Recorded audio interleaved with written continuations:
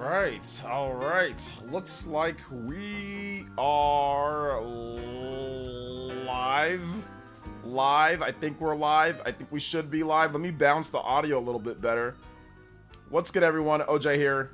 Welcome back to JoJo Saturday. Sorry, guys. I couldn't be here yesterday for JoJo Friday. We can roll it over, though.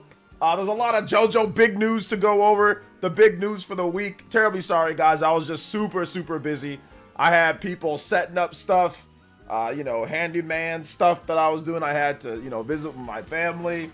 I had so much stuff that I was doing, man. So I couldn't stream yesterday. But we are back today, and we should be back tomorrow now that my Niners are effectively, they've got pretty much a 0% chance of winning the division. But, yeah. Now that the Niners are pretty much out, I don't really have too much to get excited about on Sundays. So we can probably start streaming on Sundays again like we did before. As long as I can find some time to get it done. So yeah. Let's get into the shoutouts.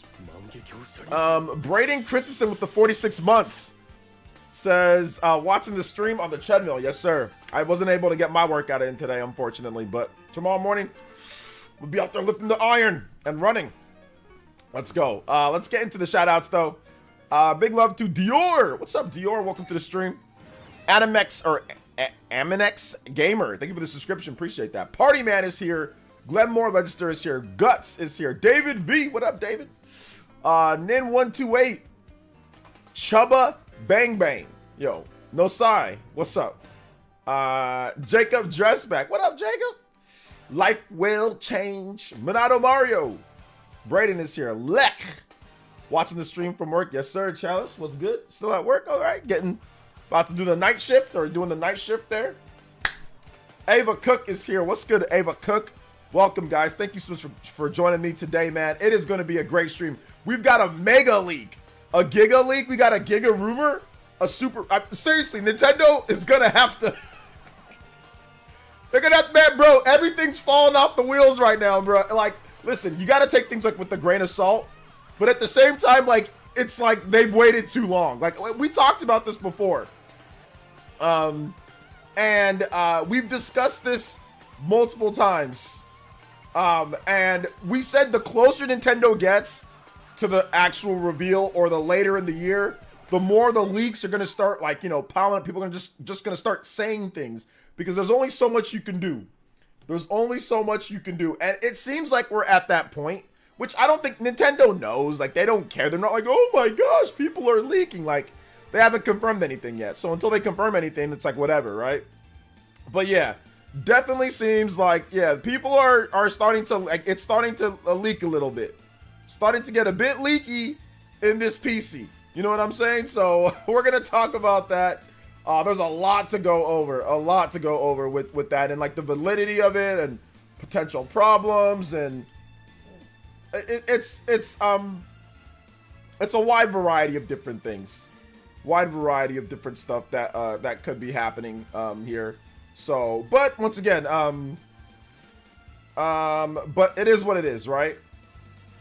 So we'll go over all of the evidence, and I'll probably have a video, I'll probably have a video later talking about, like, this, and I don't know, we'll see. Yeah, let's get to more shoutouts. Let's see here. Costa is here. Whoa! Still pushing through Mario & Luigi Brothership. So much fun with the game. Turn-based combat. Yes, sir. Greg with the $1.99 says, let's give a Mega Ultra Colossal wow for Switch 2. Yeah, we got to give the big wow. Like I said, at this point, I won't be surprised if somebody's just going to show the actual Switch 2 similar to last time someone stole a Switch before launch, showed online. Yeah. Well, here's the thing.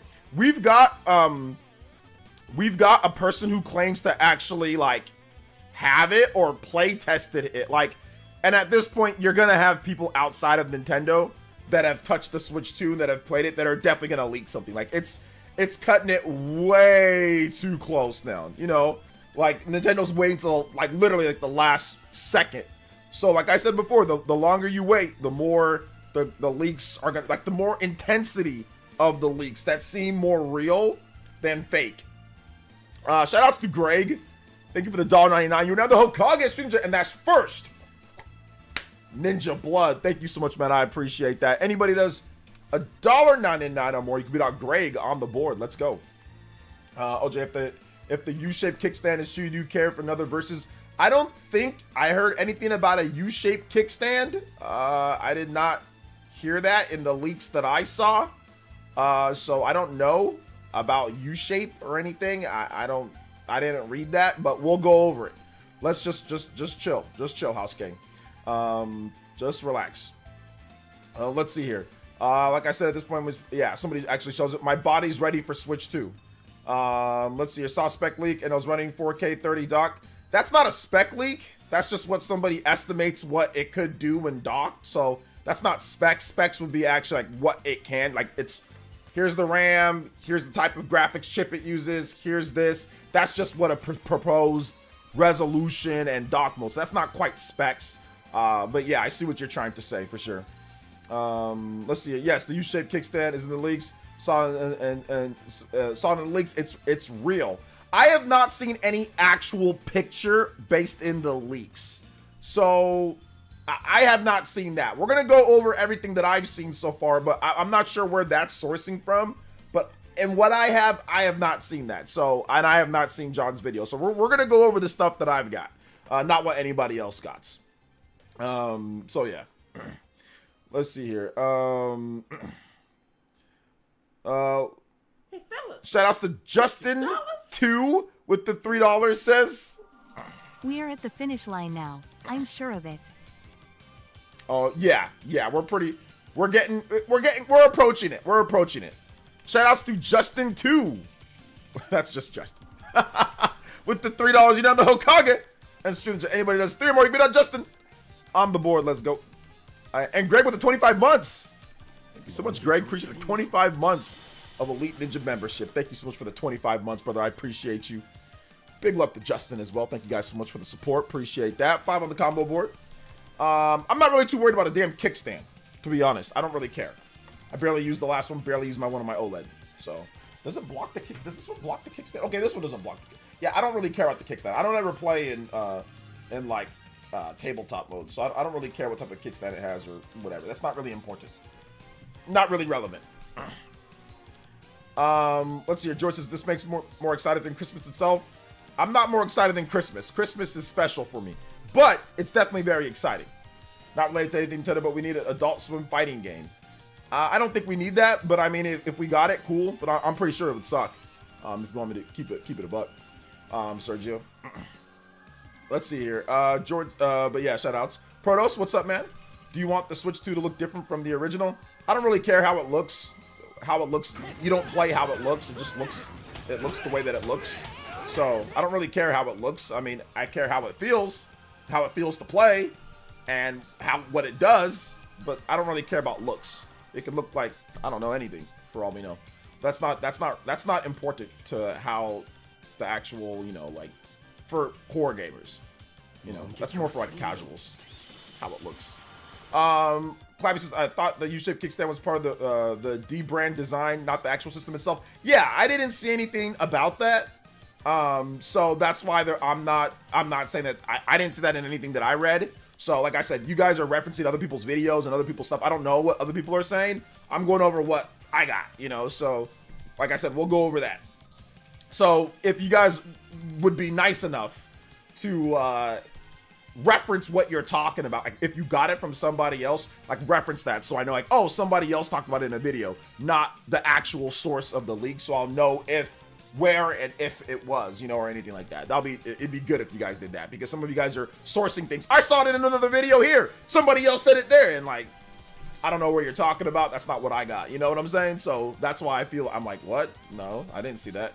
Now some people are confused, say maybe it's the D brand thing, it's their kill switch. Like, yeah, like I'm not sure what some of you guys are talking about with that. I didn't see it in what I'm looking over. So, like I said, we'll go over all of it though. It'll be fun.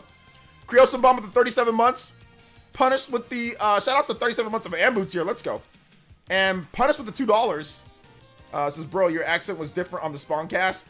I'm guessing they had somebody, just a black person on there then. I'm guessing that's what it. I think that was Jack. I think it was Jack Move Johnny. I look nothing like Jack Move Johnny. He's light skinned and he's definitely he's a big boy. You know what I'm saying? He's a big boy.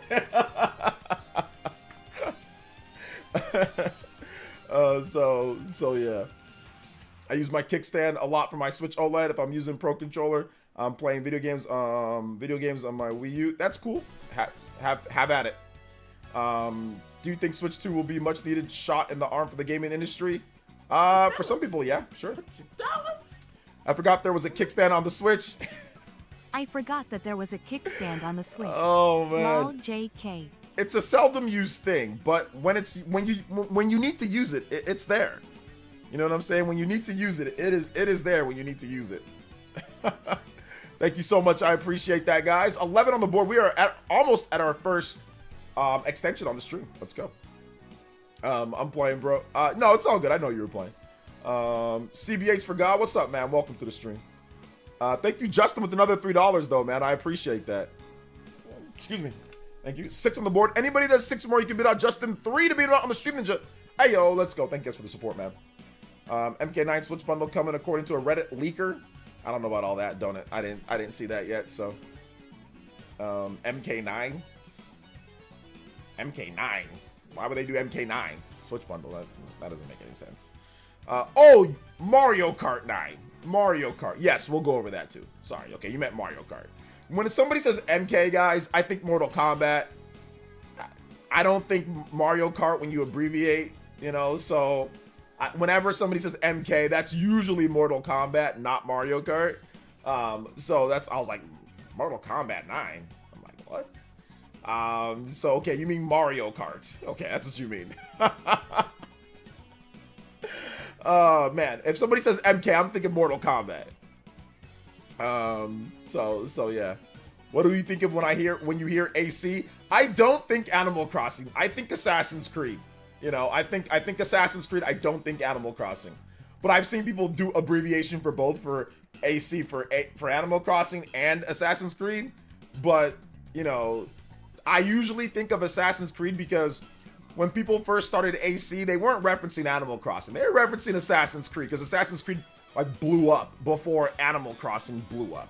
Animal Crossing had always been popular. It had some good entries, but Assassin's Creed was like mega popular. It wasn't until Animal Crossing New Horizons that it mega blew up, and then people started referencing AC as Animal Crossing. But before then, Assassin's Creed was way more popular. Well, I don't know about way more popular, but it was definitely more popular than Animal Crossing because it's multi-platform, and they would sell, you know, 15, 16, 17 million units of Assassin's Creed regularly, you know? Assassin's Creed Valhalla sold, what is that? That sold 20 million plus. But yeah, of course, Assassin's Creed or Animal Crossing New Horizons have sold like 40 something million. Like, so yeah, I get that. So, could be Armored Core. Nobody's thinking of Armored Core. Nobody's thinking of Armored Core when you talk about AC. Ain't nobody thinking about Armored Core, Giovanni. Oh, man.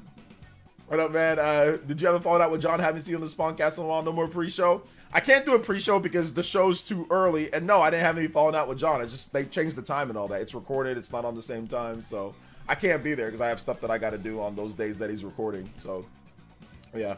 If he ever changes it back to Saturday night, like, you know, live, I'm there.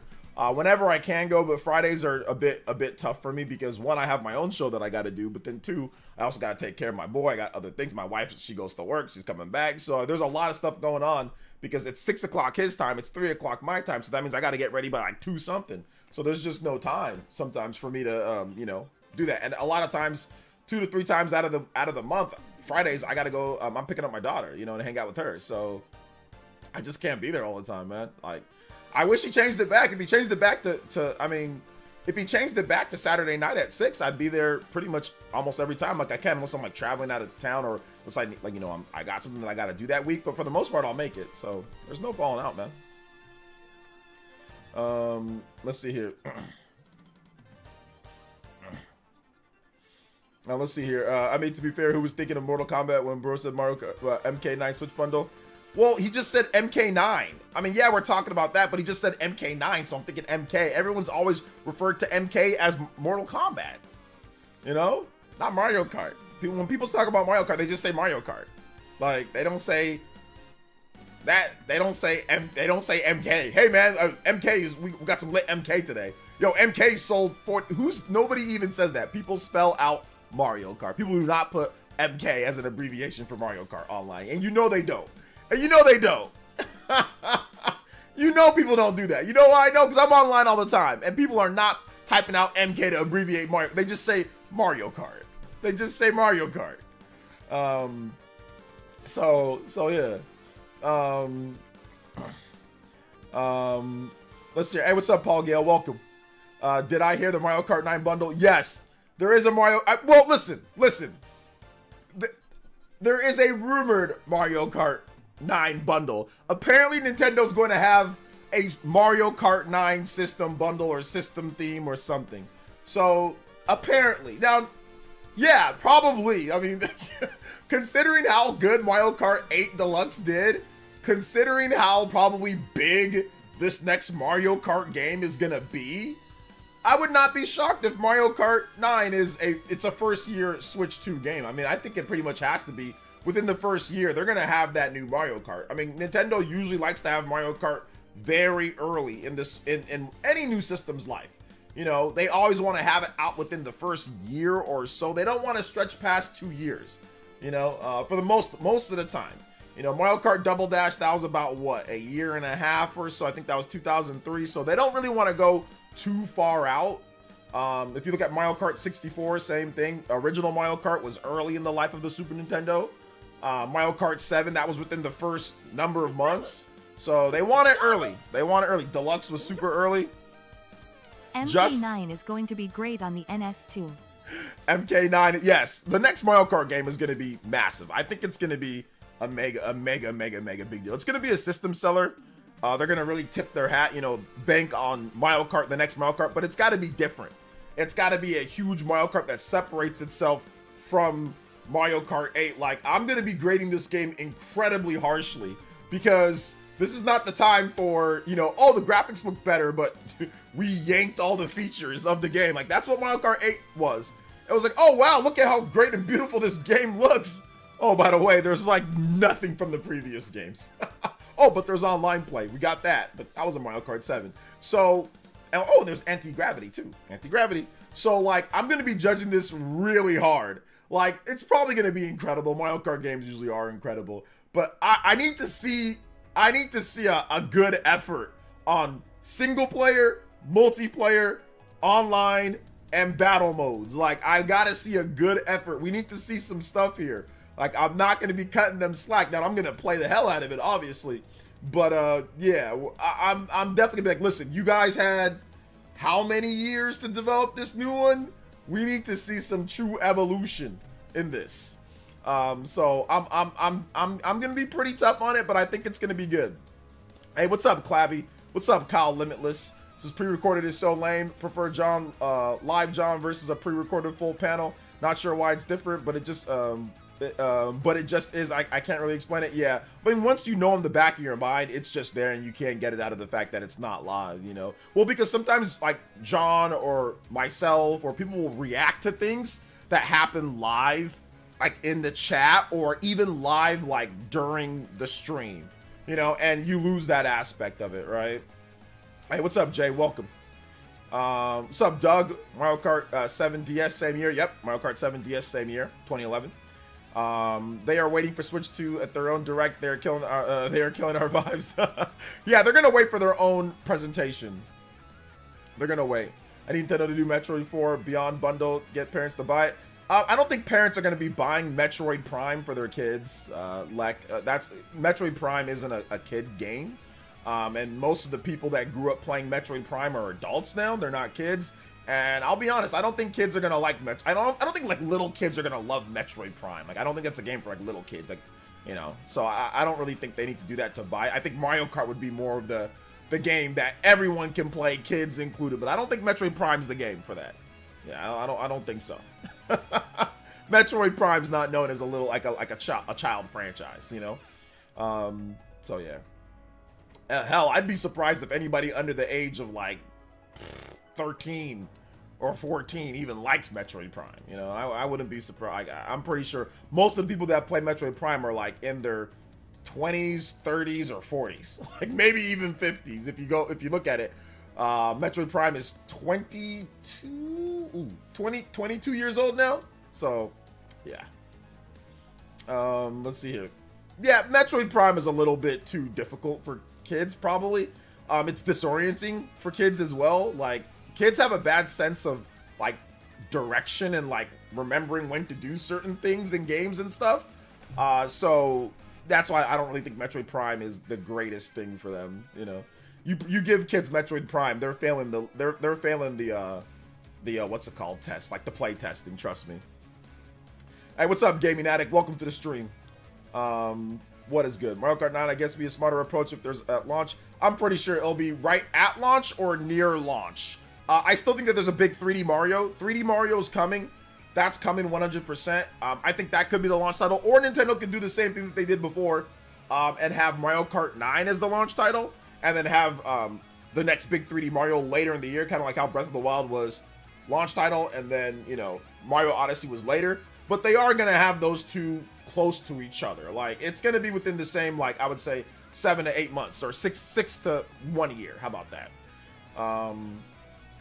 So yeah. Fantasia Neo Dimension, that's a great game. I've been playing it too. It's very fun. I was a young teenager in between when I really got into Metroid. Although Metroid 2 was my first game, like at 6 years old. Yeah, but that's you back then. Kids today aren't like, Mom, get me Metroid Prime. Like, that's insane if you guys think that. Like, there's zero evidence to back up that little children are like rushing out to talk about Metroid Prime. My daughter has no idea what it is. None of her friends do. They don't care. They don't care about Metroid. Metroid's not a little kids franchise, or a little, like, a franchise that kids are like, yeah.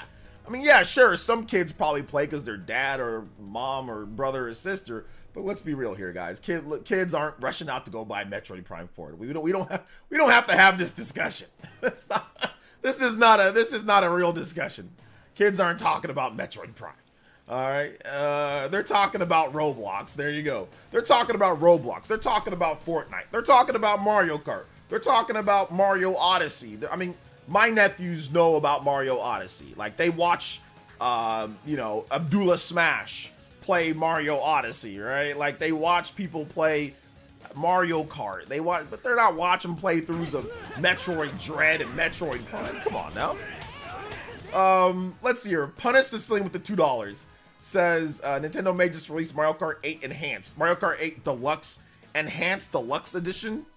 There you go. That's what we need at the end of the day. You know what else we need? We need the overclock too, boys and girls. We need the overclock. That's what we need. We need to get some overclocks in this piece. Let's get it. Thank you so much. Punished. Appreciate you, brother. Appreciate that. Let's see if it'll actually work. Overclock Buster! And Party Man Jamboree. Hey, let's go. To be fair, people have said MK for Mario Kart over the years, but I've seen 2 for Mortal Kombat too. Mario Kart 8 and Deluxe especially was the case, but depends who you talk to. Yeah. I'm also gonna be super critical of Mario Kart 9. Yeah. Been waiting 10 years. Yeah, we still got to do that video, Party Man. I'm still keep on forgetting.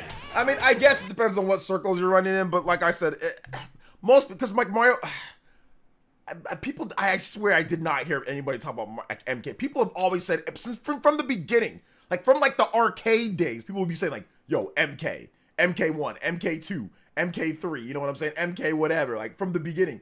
I don't recall people talking about like when we, like, you know, Schoolyard back in the day, whatever. Hey, MK. People would immediately say, oh, Mortal Kombat. And remember, Mario Kart and Mortal Kombat are almost the same age, right? They both started in the 3rd generation, so Super Nintendo and all that, right? Or, yeah, no, 4th generation, sorry. 4th generation. So Super Nintendo, Sega Genesis, you know, whatever, right? So if I remembered people saying, and people have probably been saying it for a while, but I'm just talking about from like its origins. From its origins, from the very beginning. So I'm talking about before a lot of you guys were even born, okay? In the arcades, people would say MK, and they would mean Mortal Kombat. And Mario Kart was out, okay? Mario Kart was out at that point. And people would say, and when you said MK, people weren't thinking, oh, Mario driving around. You were thinking Mortal Kombat. And like I said, it's been like that for a hot minute if you're in the arcade scene. Now, I know it's based off of who you talk to and what age you are, but from the very beginning, both of these franchises are around the same age, right? Both of these are around the same age. People weren't calling it MK. They weren't talking about Mario Kart. They were talking about Mortal Kombat. So I just want to make sure that I put that out there. Want to make sure I put that out there. All right, let's get some more of these notifications going here. Christian Miro with the $1.99 says, kids today will cry if they get Metroid Prime for Christmas. I don't know if they'll cry, but I mean, they probably aren't asking for it. I can tell you that. They probably aren't like, yo, let me get that sweet Metroid Prime 4. I mean, very few kids are probably thinking about that, you know? They want Roblox and like Fortnite dollars and buy stupid emotes and all that. So yeah. Unfortunately, kids will be playing GTA. Oh, there's gonna be, everyone's gonna be playing GTA 6. You think they can make a Luigi 3D game instead of Mario? No, because what's it called? They're gonna do Luigi's Mansion, so they'll probably just stick with that for the Luigi game. So yeah, so probably not. Hopping into the stream just now. Hope your status. My status has been good, man. Whoa! In the title. This is more of a modern day thing, especially with the games like Mario Kart. Yeah, it's got to be a modern day. I'm just saying the OGs. No, we call it MK. That's Mortal Kombat, man. Mario Kart, Mortal Kombat. You know, and it helps create, eliminate confusion too. So if you say MK, oh, you talking about Mortal Kombat. You say Mario Kart, oh, well, clearly you're talking about Mario Kart. Do you agree with RGT on Mario Kart 8 Deluxe Enhanced Port? RGT doesn't think that's a real thing.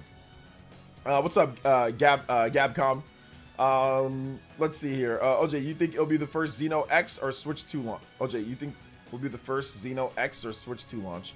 Which do you think will be first? Obviously, Xeno X is going to launch before the Switch 2. Like, they're not going to launch Xeno X after the Switch 2 comes out. I think that's going to be before.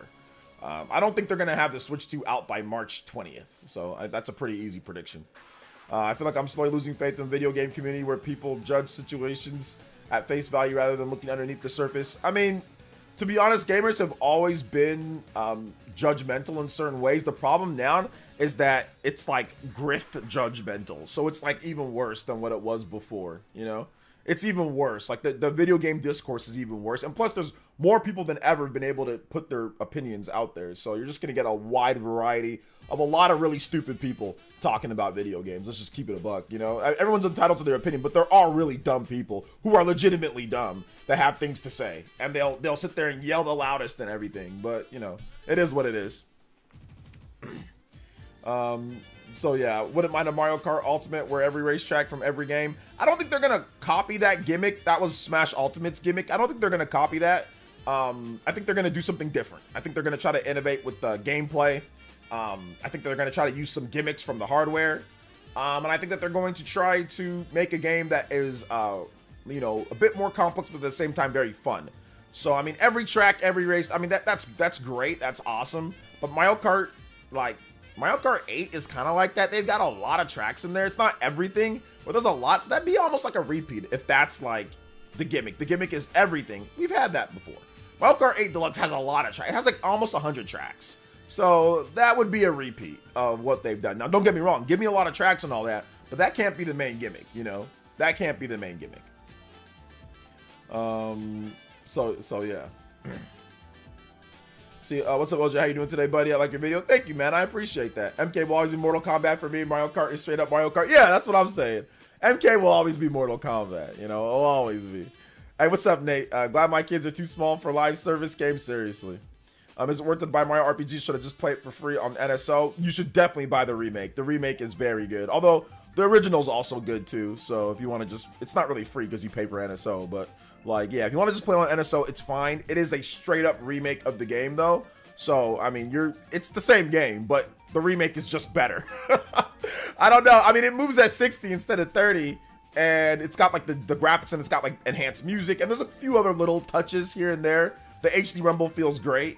And there's some extra stuff towards the end. Like, there's some, like, you can play, like, enhanced bosses that are harder. But there isn't, like, a ton of extra content or anything.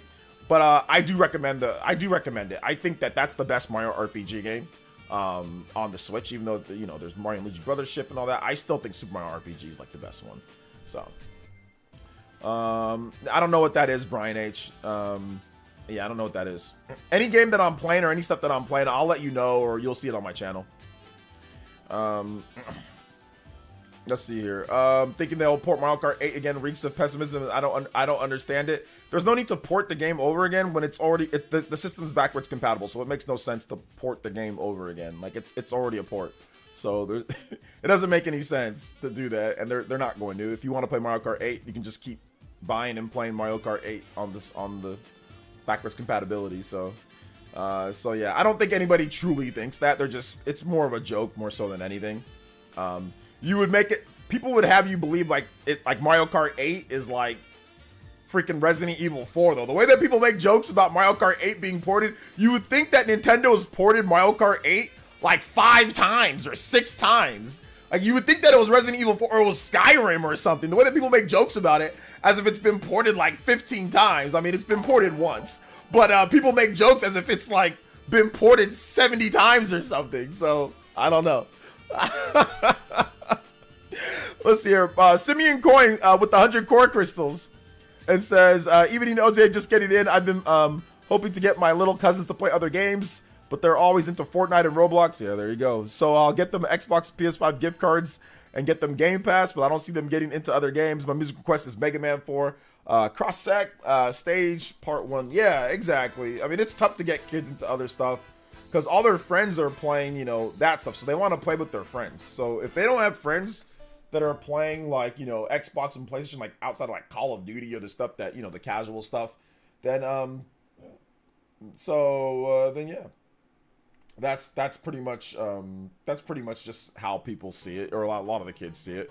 Thank you for the core crystals, man. I appreciate that. 24 on the board. Let's go. Big love, guys. It says, forget the links. I need an announcement. Well, you're gonna get an announcement. You're gonna get one, but right now, you gotta stand packed.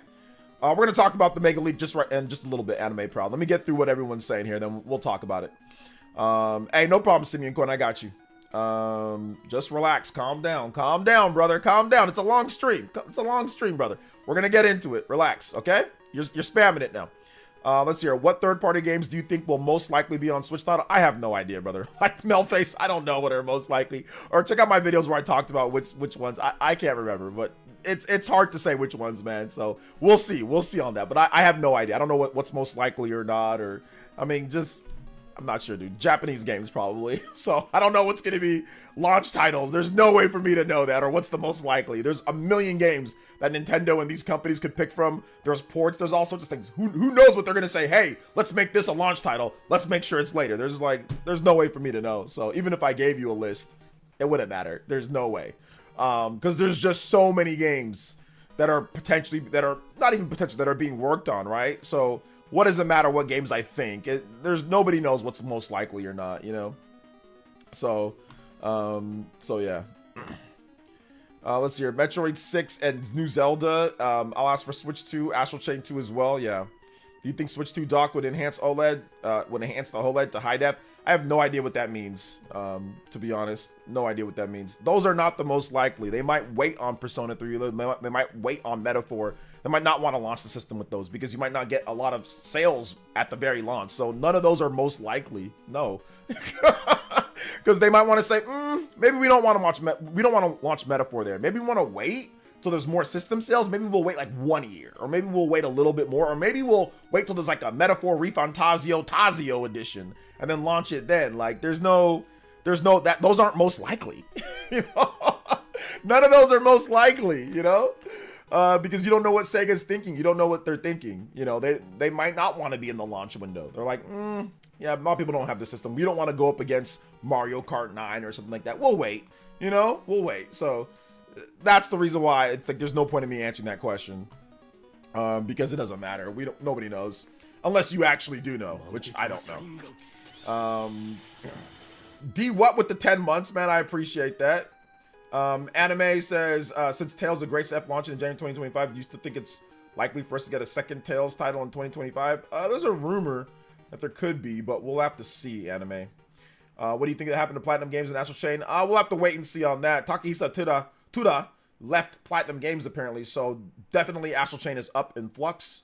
But we'll see what they do with that. We'll see what happens with it at all. Who knows? I think in the short term, definitely Astral Chain Enhanced Deluxe Edition probably will be something that they do. You know. Then we'll see what goes from there. Nintendo hiring the Astral Chain director doesn't mean that they're going to have another game, and we don't know where he went, so he might have already been with somebody else, or he might have already left to go join Hideki Kamiya at Clovers and make the new Okami game. Like, we have no idea, so speculation doesn't really matter at this point. He would need a team, so yeah. He would need a team to do that, and right now I'd probably say the best bet is to get Astral Chain like enhanced and then go from there, see how that does, and then kind of go from there, you know. So yeah. Party Man Jamboree with another $5. Party Man Jamboree with the double 5. I'm going to continue saying MK9 just out spite lol. Oh my goodness. But yeah, we definitely gotta do that predictions vid. Yeah. I'm off the week of Christmas and will still be moving to new house. Okay. But I should have availability to do it during that time if able. Okay, MK yeah. music? Lol. I'm gonna play Mortal Kombat music. I'm letting you know that. I'm gonna play Mortal Kombat music now. Party Man. I'm gonna play You Are Now the New Stream Ninja and Stream Hokage. $10 and with us 10 or more, you can beat out Party Man. 5 or more, beat out on the Stream Ninja. Yeah, dude, now I'm gonna play Mortal Kombat music. Mortal Kombat 2, let's see here.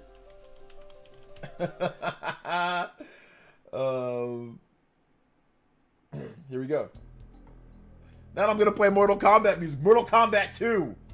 Let me tell you something right now, man. When you saw this logo, when you went to your homie's house, when you saw this logo, oh man, you knew it was going down. You better have the Genesis version though. Or was no, the Super Nintendo version had the first one didn't have blood. I think the second one had blood. But we all just still play the Genesis version of the game. Although I did play the Super Nintendo version. When you saw this logo, oh yeah. See that the thunder in the background, the dragon? Woo! Heat, baby. Heat. Heat. Let's go. I love old school Mortal Kombat. It's great. Overclock Buster! Alright. I love me some old school Mortal Kombat. So good. We play Mortal Kombat music. Sorry, Party Man. Luis, thank you for the subscription. Alright, let's go over that GigaLeak, shall we, boys and girls? The Super Nintendo version of Mortal Kombat 2 has blood. I think you have to like unlock it, or you have to do like a code, or I forgot exactly how, but it does. The first game didn't. They replaced it like with sweat or whatever, or like green or whatever the case is. But the second game, Nintendo was like, yeah, we got to put that in there because they were getting cooked in sales. Like it sold way better on the Genesis just because of blood. So yeah, they were like, okay, we need to make sure that we have the blood too. As Nintendo was pointing the finger over at Sega at Capitol Hill when before the ESRB. Oh my gosh, good stuff. All right, I'll play an actual Mario Kart track though. Mario Kart, SNES music. Let's play some old school SNES Mario Kart tracks. Let's go. Or actually, here you go. How about this? Yeah, yeah.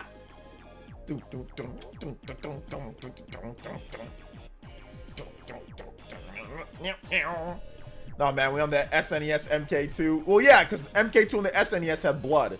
The first one, Genesis, baby. Genesis for the first one. Genesis for the first one. So yeah. Let's see here. Justin with the $3. Let's go, Justin. Mario Kart 9, or do you think they will call it something else? Also, is there a better chance of Beautiful Joe coming back now? Absolutely. Yeah. Beautiful Joe has a very good... Beautiful Joe has an incredible chance of now coming back. Beautiful Joe absolutely could come back now because of what's happening, because Clovers. I think Beautiful Joe, what they're probably going to do is a Beautiful Joe remaster. A really slick, high-end, widescreen, updated graphics, updated audio, new content, all the stuff. They're probably going to do a collection where you can get all of them. You get Beautiful Joe 1, 2, Red Hot Rumble, all that crap. Bundle it together, make the first and second game super nice. I think they're going to do that. I think Clover's going to do that after Okami, or they might even do that during, like, it's very possible. Very possible.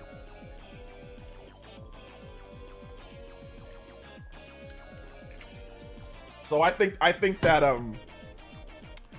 it's coming. It's definitely coming.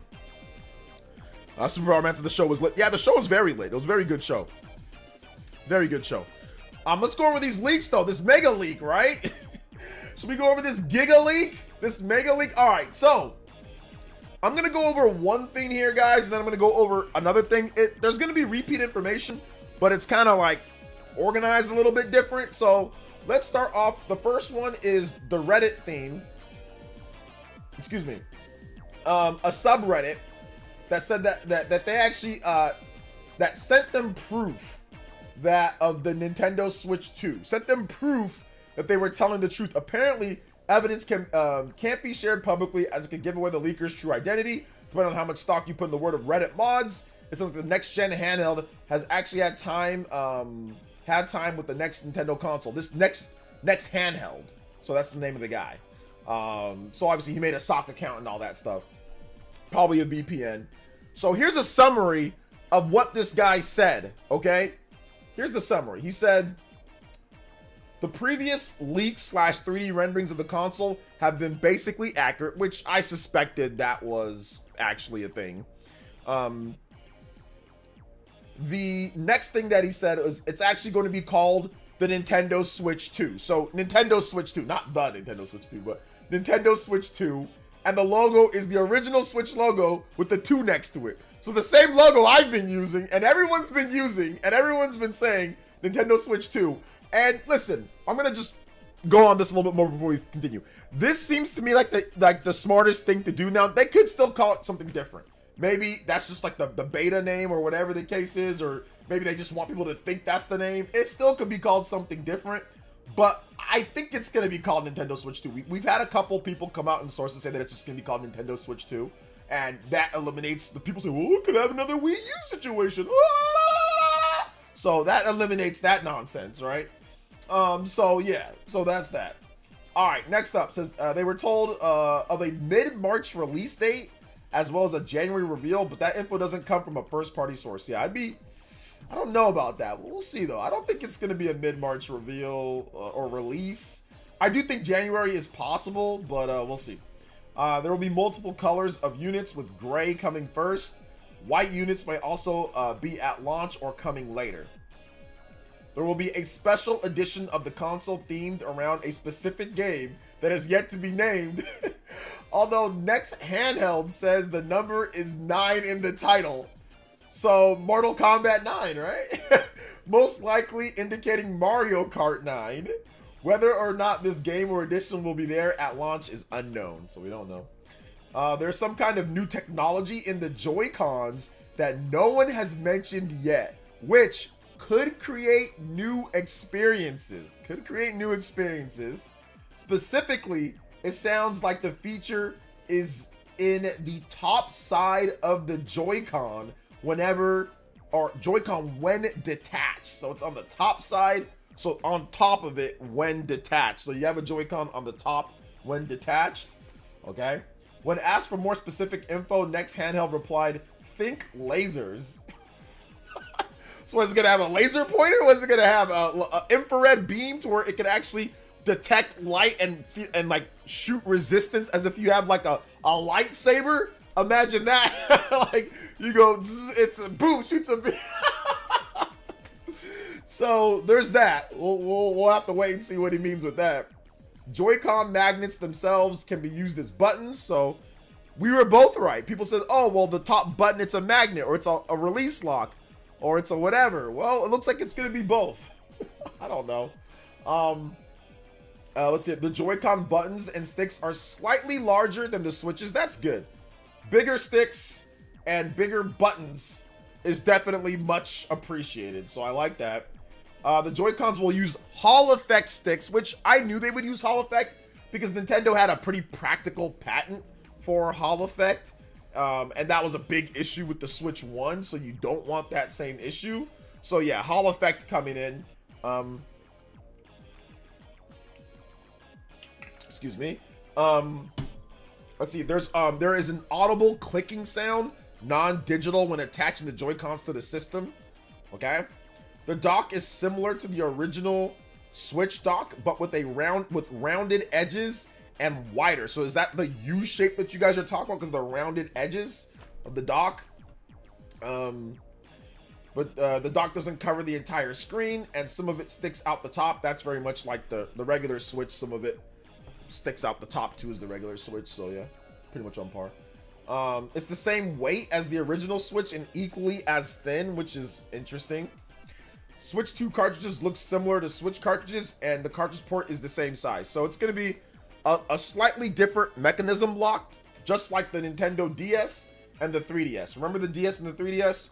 One of them is like flat, the other one has like a little lever. So that's all it does to tell the difference between a Switch cartridge and a Switch 2 cartridge. So none of this is confirmed, guys. That's the first thing. I want to go over what you guys' situations are, what you guys think. And then we're going to go over another thing that's from Pori. Once again, it's very similar, but I wanted to go over it because there might be a couple extra things here and there. The next thing says LCD screen. So the next thing, but apparently it's one of the newer tech LCD screens. So they look a lot better than, like, let's say the Switch 1 LCD screen. Think PlayStation Portal, that screen, which that screen's not as good. Not as good as the Switch OLED screen, but that screen destroys, that LCD for some reason destroys Switch 1 LCD or Switch V2 LCD or Nintendo Switch Lite LCD. So it cooks those ones, but it's still not quite as good as that. So LCD for right now, but we'll see. Let's see, LED should have been the way. I mean, LED, I'm not sure what the prices are. The price difference between an LED and an LCD. I don't even know the quality difference between the two. I've only used LCD and OLED. Those are the only two type of TVs that I've used. So I don't really know like a LED. I think I might have had an LED monitor, but I didn't really notice much of a difference between that monitor and like my LCD monitor that I had or whatever. So yeah, is this a rumor channel now? We've always covered rumors. Honestly, if Switch 2 matches the Portal, I'm happy. I mean, most new LCD, like if you go buy a new LCD from like the store, it's not going to be like your LCD that you like from like 10 years ago or from like, you know, whatever. Newer LCDs are better than older LCDs, even though they're both LCDs, but the newer ones are definitely better than the older ones. So it's probably not going to be like the old LCD. It's going to be the newest one that they have, like the newest parts and stuff like that are a lot newer than what we got with the Switch, right? But I still think that they're probably going to do like an upgrade, like a Switch Pro, Nintendo Switch 2 Pro or upgrade or whatever, OLED in the future. I think that's going to be something that they'll do. I mean, they've done it since the GBA, essentially. They've improved the screen in some type of way. So, Super Christian Me World says, I would love for Nintendo to give a different name for Switch 2 just to stick to those haters' faces with Simpson Nelson. Person like, haha. Yeah, they're not going to do that, though. I mean, no, they might do that. They might. Yeah, I mean, I would have loved to have an OLED screen. But apparently, securing an OLED in that size would be the price would be the problem with that. Because like you look at like Steam Deck, you look at a lot of the ones that do have it, like it's pretty expensive for an OLED screen that size. And even if you look at the Nintendo Switch, I mean, they have to jack that price up 50. People accuse them of price gouging, and they're like, no, it's actually that's the price. So yeah, I think that would be the issue. Would be like it would jump the price up per manufacturing unit. So yeah. Do you think Switch will be shown in January? Yes, possible. Just call it Switch 2 safe bet. That's the safe bet. Yeah, that's the super safe bet. I mean, I'll be there for the upgrade for the OLED whenever they decide to do it, but I'm guessing it'll be like $500 for like an OLED Switch, you know? Sorry, OLED Switch 2. It'd be like 500 for that. So yeah. Or at least like 450. I mean, if the base unit is 400, then it'd be 450 for that. So that might be a little bit pricey for launching. Especially if you just want like one unit, you don't want to do a dual launch strategy. If you want to do like a single launch strategy, then I mean, you just want one best price unit as possible. So yeah, avoid the Wii U situation. You know, Wii U, there was 2 units. There was the 8GB, there was the 32, and people were like, oh, well, it's like, you know, I mean, PlayStation did it, Xbox did it, you know, with their 2, but it was a bad call. Like, I don't think the Xbox Series S was a good idea. I mean, now that you're looking at it, the sales and everything, I don't think it was that great of an idea. I think the people that bought an Xbox Series S, they probably would have bought an Xbox Series X if they had the option. Or if that option wasn't available, they would have bought an Xbox Series X. Like, it's not like they're like, oh my gosh, I'm saving so much with this. You know, I'm saving so much with this. They would have just waited, or they would have saved up a little bit more and put the extra, what was it? Put the extra $200 or put the extra whatever and buy the next one. Or yeah, they would have just waited. I think it was a bad idea looking back at the sales now. I mean, I get the theory of it, of having the cheaper one, but that completely hamstrung development for certain developers. That completely jacked things up. So I think that if they could go do a redo, they'd probably redo it and just say, let's just do one unit and let's see if we can get that unit down to 400, you know, like, or like 450 or something. They'd probably just try to see if they can remove a few things, optimize a few things, and make that, let's just launch the Xbox Series X at $399. If they could go back, they would totally do that. Like, let's remove a few features that made it more expensive, and let's just launch this unit at $399. If they did that, and stopped worrying about freaking buying everything, and made games, like, just stop worrying about buying everything else to have games and Game Pass, and just made games, they probably could have been more successful than the Xbox One. But, whatever. That's just a bunch of speculation by me. That's just a bunch of just theorizing. Who knows if that strategy could have fell completely on its face too. So I mean, yes, it's possible. GameCube could come to NSO. Yes. Let's see. I would have bought the Xbox Series X if it looked like a Series S. Hate the way Series X looks. I mean, do you play the looks of the system? So I don't think that really matters. I mean, yeah, it matters a little bit, but it's not really that big of a deal, right? I mean, but I see what you're saying, though. I mean, but obviously it's going to be tough to put the power of an Xbox Series X into the form factor of an Xbox Series S, right? Like, that'd be difficult to do, to make it that small. So yeah. Punish with the $2 says, I predict Switch 2 will be robust and meaningful. Robust and meaningful. But will it be more robust and more meaningful than what I'm about to do? Will it be more robust and more meaningful than what's coming up right now with the overclock? Overclock Buster! Shout outs, Punish, man. I appreciate you. Thank you for the $2. Appreciate that.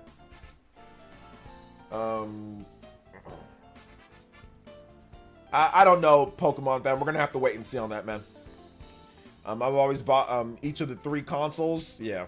Even OJ, how you doing, sir? I mean, not everybody. I mean, obviously, you got to look at it like, you know, not everybody has the money to buy everything. Not everybody has the money to buy, you know, the more expensive stuff. And I completely get that. I understand. I was there before myself. You know, sometimes I don't even want to buy certain things. Yeah, I think it was a mistake. Like, I think launching with 2 consoles, I don't know if it's ever a good idea. Like, I don't know if it's ever truly, like, needs to be done. I get why companies do it, but I don't know if it needs to be done. I mean, if you look at the Switch, you look at Nintendo's most successful systems of all time. I mean, they didn't need to have multiple different SKUs at launch. Like, you don't need all that in order to be successful. All you really need is one good, you know, one good SKU with some games, and you'll be okay for the most part. So yeah, I think it's gonna be $400 for the Switch 2, 400 to 500. I'm okay with the Series S for what it does. I never put the hideous PS5 in my house. I was up to my Switch. I'd have black Joy-Cons. I don't know why you're so worried about the looks of it. Are you going to date the system? Are you guys going to go on dates and hang out? Are you? I don't think that's as important. You know, I get it, you know, having a certain look, but I mean, it's more about the games and what the system does more so than how it looks. So for me, I'm more worried about the actual functionality in the games than more about where it looks or what it looks like. Hey, what's up, 7DO? Welcome to the stream, man. So yeah, I'm playing Neo Collection. I bought Neo Collection for $20 on the PS5, and I've been playing Neo Collection, and it's very good. So yeah, there you go. You know what? The funny thing is, I don't like Souls games, so I might end up hating this game. So I'm saying that it's very good right now, but I might actually end up hating it. But the cool thing about this game is that it doesn't feel laggy and slow and delayed like Elden Ring. Elden Ring and Dark Souls, these games, but this game actually feels great to play. Like, it runs at 120 frames per second on the PS5 if you've got a TV or a monitor that can do that, which I do. Obviously it's a PS4 game, so they're able to get it to do that. But I think you can also play it at 4K 60 as well. But it's actually like responsive. Like, when I dodge. When I press attack button, I press it, like, it attacks. Like, so it's actually responsive. And you know, so that's why I'm like, oh, I kind of like this because it's responsive, you know. Like, it's incredibly, there's no delay in the attacks and all that, and like I said, it runs at 120 frames, so that's good. So yeah, Paul Gale with the 40 months. Thank you so much, Paul Gale. Do you think the Nintendo console will have physical and digital versions? No, I think it'll just have one version. They'll just be physical versions. There's no point in doing that. Microsoft and Sony do that to trick people into buying digital games. I think Nintendo wants people to have access to digital and physical. If you sell a digital only system, you're cutting off the access for people to buy big physical editions with, with like that are like $100 or whatever the case. Now they can still buy digital ones with that, but why cut away an option from them, or buying games, physical that are on sale, or buying games from wherever. So I think Nintendo's philosophy, from what I've seen, from what they've said, is that they want to give people both options. They want to expand both options. Cutting away one option doesn't. I don't think that helps you. It doesn't help you, in my opinion. I think it's short-sighted. But that's just my opinion. Let's see here. Do you think the size of the games will be ridiculous territory for the next Nintendo system? The size? I mean, they're already kind of big now, but no, I don't think that they're going to get to the crazy sizes that we see on Xbox and PlayStation. But I mean, I think there's still going to be some pretty big sizes. Yes, I did hear about that. But no, I don't know about any canceled game in terms of things. Faceless. It's because Neo Ninja Gaiden DNA, that's why it's responsive. I'm interested in the new Ninja Gaiden game. Yeah, exactly. Well, I mean, I know. I mean, it's Team Ninja. It's Koei Tecmo. I'm well aware. I actually played it back then, Superpower Man. I played it. I played the demo on the PlayStation 4 when back in like 2017. I remember playing it because I was like, did I play this game? I think I played this game. And then when I saw like the first area outside of the first part of the game, like the first area like where like the burning village and like the boat and the dock, I'm like, oh yeah, I played this game. Yo, shout out to the cool guy with the Zhao Zhao. Let's go. It's about time for JoJo Saturday. Yes, sir. JoJo Saturday. I hope all is well. Yes, sir. Really living in the woe right now. Wow. I would like Mario Kart SNES Koopa Beach, please. All right, Koopa Beach. Koopa Beach. Mario Kart. Let's go. SNES. Thank you so much, Mr. The Cool Guy. You are now the Stream Ninja and tied up Party Man for the Hokage lead. Thank you so much. Anybody else 10 or more? Beat out Party Man and the Cool Guy. The Cool Guy. Thank you so much for the big $10. Shout out to Paul Gale. Good to see Paul Gale here as well. Big homie on the channel. Thank you so much. The Cool Guy. All right. Big love, man. Let's get this Mario Kart rolling, though. Let's get it rolling. See, so yeah. Good questions though, guys. Keep the questions coming, and then we're gonna get into this next second round of MEGALEAK, I guess. I don't know what to call it, but I will call it this. Oh wait, hold up. I gotta let it. It's gotta warm up. Combo breaker. Let's see here. Insane amounts of salt says Pori leaks. So shout outs to Pori leaks. He goes over leaks and different things, rumors. And he says allegedly a final product of the Nintendo Switch 2 has shown up online. So yeah, this is the next handheld Switch 2 Reddit. I got my muggy hands on the final release Switch 2, and it's Doc, ask me anything. I'll post proof on Xmas. Christmas. And then a mod said, so Max not cool. That was the mod for this whole thing. So this is the same source, guys. And he says, edit, what the F, they actually had evidence. That's very new. This person is unironically telling the truth or is a really good hoaxer. But that wouldn't make sense if they were trying to hide it. So I don't know. So that's what the mod over there on the Reddit forum says. So let me see if there's anything different. Okay, no, it's pretty much the same thing. Yeah, it's pretty much the same thing. Yeah, but he adds their LCD screen. The ZLZR buttons are larger than the current Switch, so that's information that wasn't there. Heard the reveal is next month for Nintendo. For Nintendo meeting. I think he meant referring to the investor meeting on February 4th, 2025. Okay. So next month before the investor meeting. Excuse me. Switch sticks are Hall effect. All right, follow up. This person, okay, so this is more on the evidence that was shown, apparently. This person sent me the evidence that they apparently cannot share openly yet. The reason they gave it is that somehow could have their identity. The reason they gave is that it could somehow have their identity traced to them. At least that's how I understood it.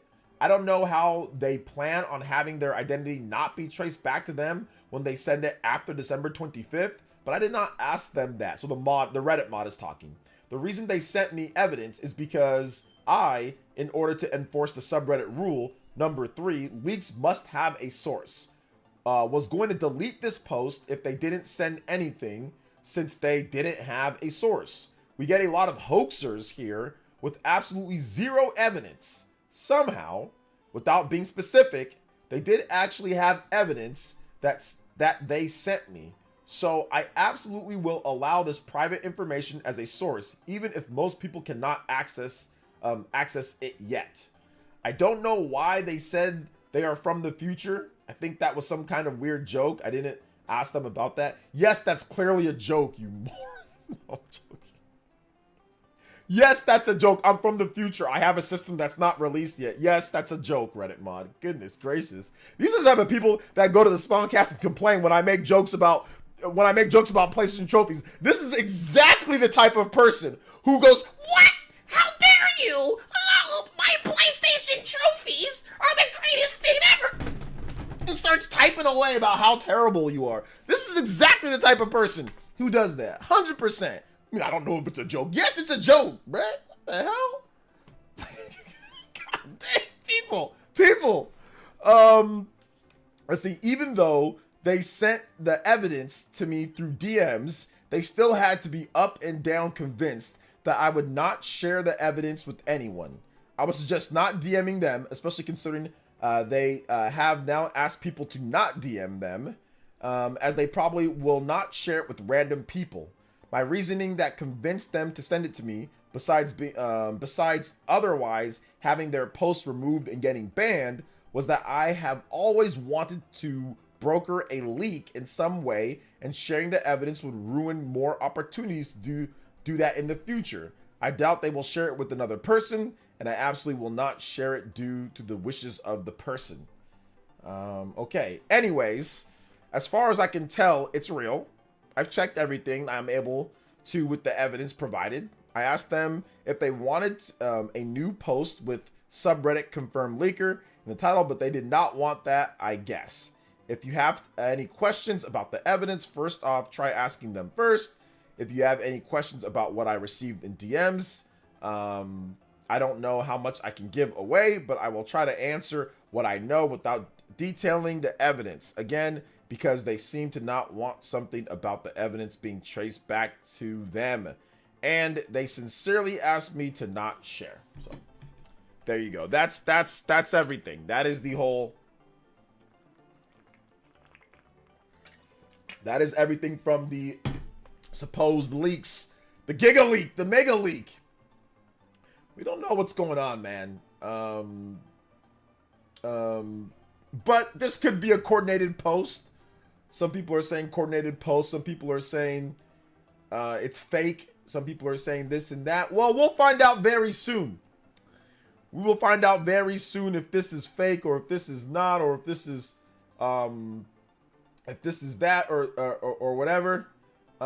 So yeah, we'll find out. We'll know. We'll know what's going on here.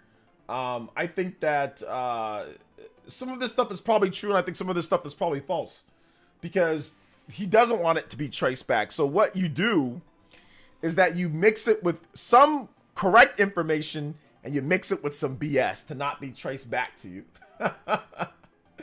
But yeah, we'll see though. We'll see. Got lasers on the controller. We got beam sabers on the controller. So no, I'm joking. There's not any real beam sabers, but you guys know what I'm talking about. All right. So what do you guys think? You guys let me know. Let me know in the chat what you guys think about this. We can also go over the Game Awards. So if you guys want to talk about the Game Awards, feel free to put your impressions. I thought it was the best Game Awards show maybe ever. I felt that it was, despite it not being paced great, it was probably the best paced Game Awards. I felt that the jokes really were good. The breakdown of those two old dudes, the Muppets, joking. I thought that was pretty good. I think that they gave developers the time to speak. They made sure to work that into the show. And yeah, overall it's a good show. So Postmortem, good. Definitely a good show. Good reveals, good stuff. Not a lot of like release dates for things, but still a lot of stuff that fans, actual hardcore gaming fans, would be very excited for. The Japanese industry, Western industry. So yeah, I liked it. Thought it was good. Thought it was very good. I don't know, the Hall effects joysticks are the things that making me think it's false. No, that actually makes it more true, because Nintendo had a patent for Hall effect joysticks. Was it last year or this year? I think it was last year. So Nintendo has their own patent for Hall effects. So no, that's actually, if anything, that makes it more reasonable. But that's not a big deal. Hall effect joysticks aren't a big deal, and I don't think Nintendo's adverse or says no, we're not going to use those. Like, I don't think that's something that Nintendo would be like, no, we're good. You know, I think he's just using the name Hall effect because that's what it's called, but Nintendo probably has something it's called different. It's the same technology or the same type of thing, but just something different. But no, that actually makes it seem more reasonable or real because Nintendo put out a patent for that. So yeah, so if he has that, you know, and he says, oh, Hall effect, but that could be a guess because Nintendo did have a patent where they said, hey, look, we got Hall effect joysticks as well. So yeah. So yeah. Sony sold 160 million PS2, so hopefully Nintendo will stop milking the Switch and finally just give us Switch 2. I don't really think that they're milking it and said they're waiting and waiting. This has already been planned, Kev, the Speedsters, so it's not like we have to, like, they're still not decided and they're still waiting to the last second and saying, hey, we're selling Switch 2, we're selling Switch. Okay, now, release the Switch 2! Release it! That's not how it works. They already have a set plan or a set date in terms of when they know that they're going to do it. They've already been recording their presentation. They have it all set. So it's not like, oh, we got to wait for them to stop. It's already been set. So when they feel, when it does actually get announced, all of that was already planned well beforehand. They don't go right up to the last second on these things. I mean, some companies do that, usually very unsuccessful companies, plan right up to the last minute or second when it comes to a system launch. That's a good way for your system to fail when you do stuff like that. You usually need to plan things well ahead of time. So yeah, Kevin, they're not waiting and saying, oh, we're getting sales, we're gonna wait. They already have this planned out. So yeah. Chill X Gaming with the $2 says testing. Rygar for Smash. How about this? I'll give you some Rygar music. How about that? Rygar music. So we'll get you some Rygar music. Thank you, Chill X Gaming. Thank you for the $2 via super chat, man. Let's go. Thank you, Rygar Stage 16. Let's go. Does this dude post everything he got on Nintendo decides to drop a Nintendo Direct? Does this dude post everything he got if Nintendo decides to drop a Direct before Xmas? Does he post everything? I don't know if he will or not. That might still, once again, lead back to him somehow. So I think his best bet is to... This music sucks. His best bet is to lay low. Is to lay low for a bit and then just see what happens from there. Okay, orchestrated soundtrack. All right, this won't sound like complete trash. Let's see here. Let's see. All the young adults... will be featured in the commercial for Switch 2 are being watched like a hawk. Yeah, I mean, we'll see how they do it, you know, or what they decide to do. Urge says, I thought the show flowed pretty well. Yes, it flowed pretty well. There was some too many, like the anime gotcha games and segments were just like, but yeah, I thought it was probably the best pacing that they've had for the, you know, the history of it. So I need to bring back Rygar. There was a Rygar game on the PS2 and the Wii that was okay. I meant that was kind of a joke. I'm just tired of waiting for Switch 2. Oh, okay, yeah. There are still some people who think that Nintendo is like intentionally like just holding on to Switch 1 and they're gonna wait and then look at the sales numbers and say, okay, now we'll do this. so yeah. Remember when Nintendo revealed the Switch and people were like, there aren't children in the commercials. There are no children.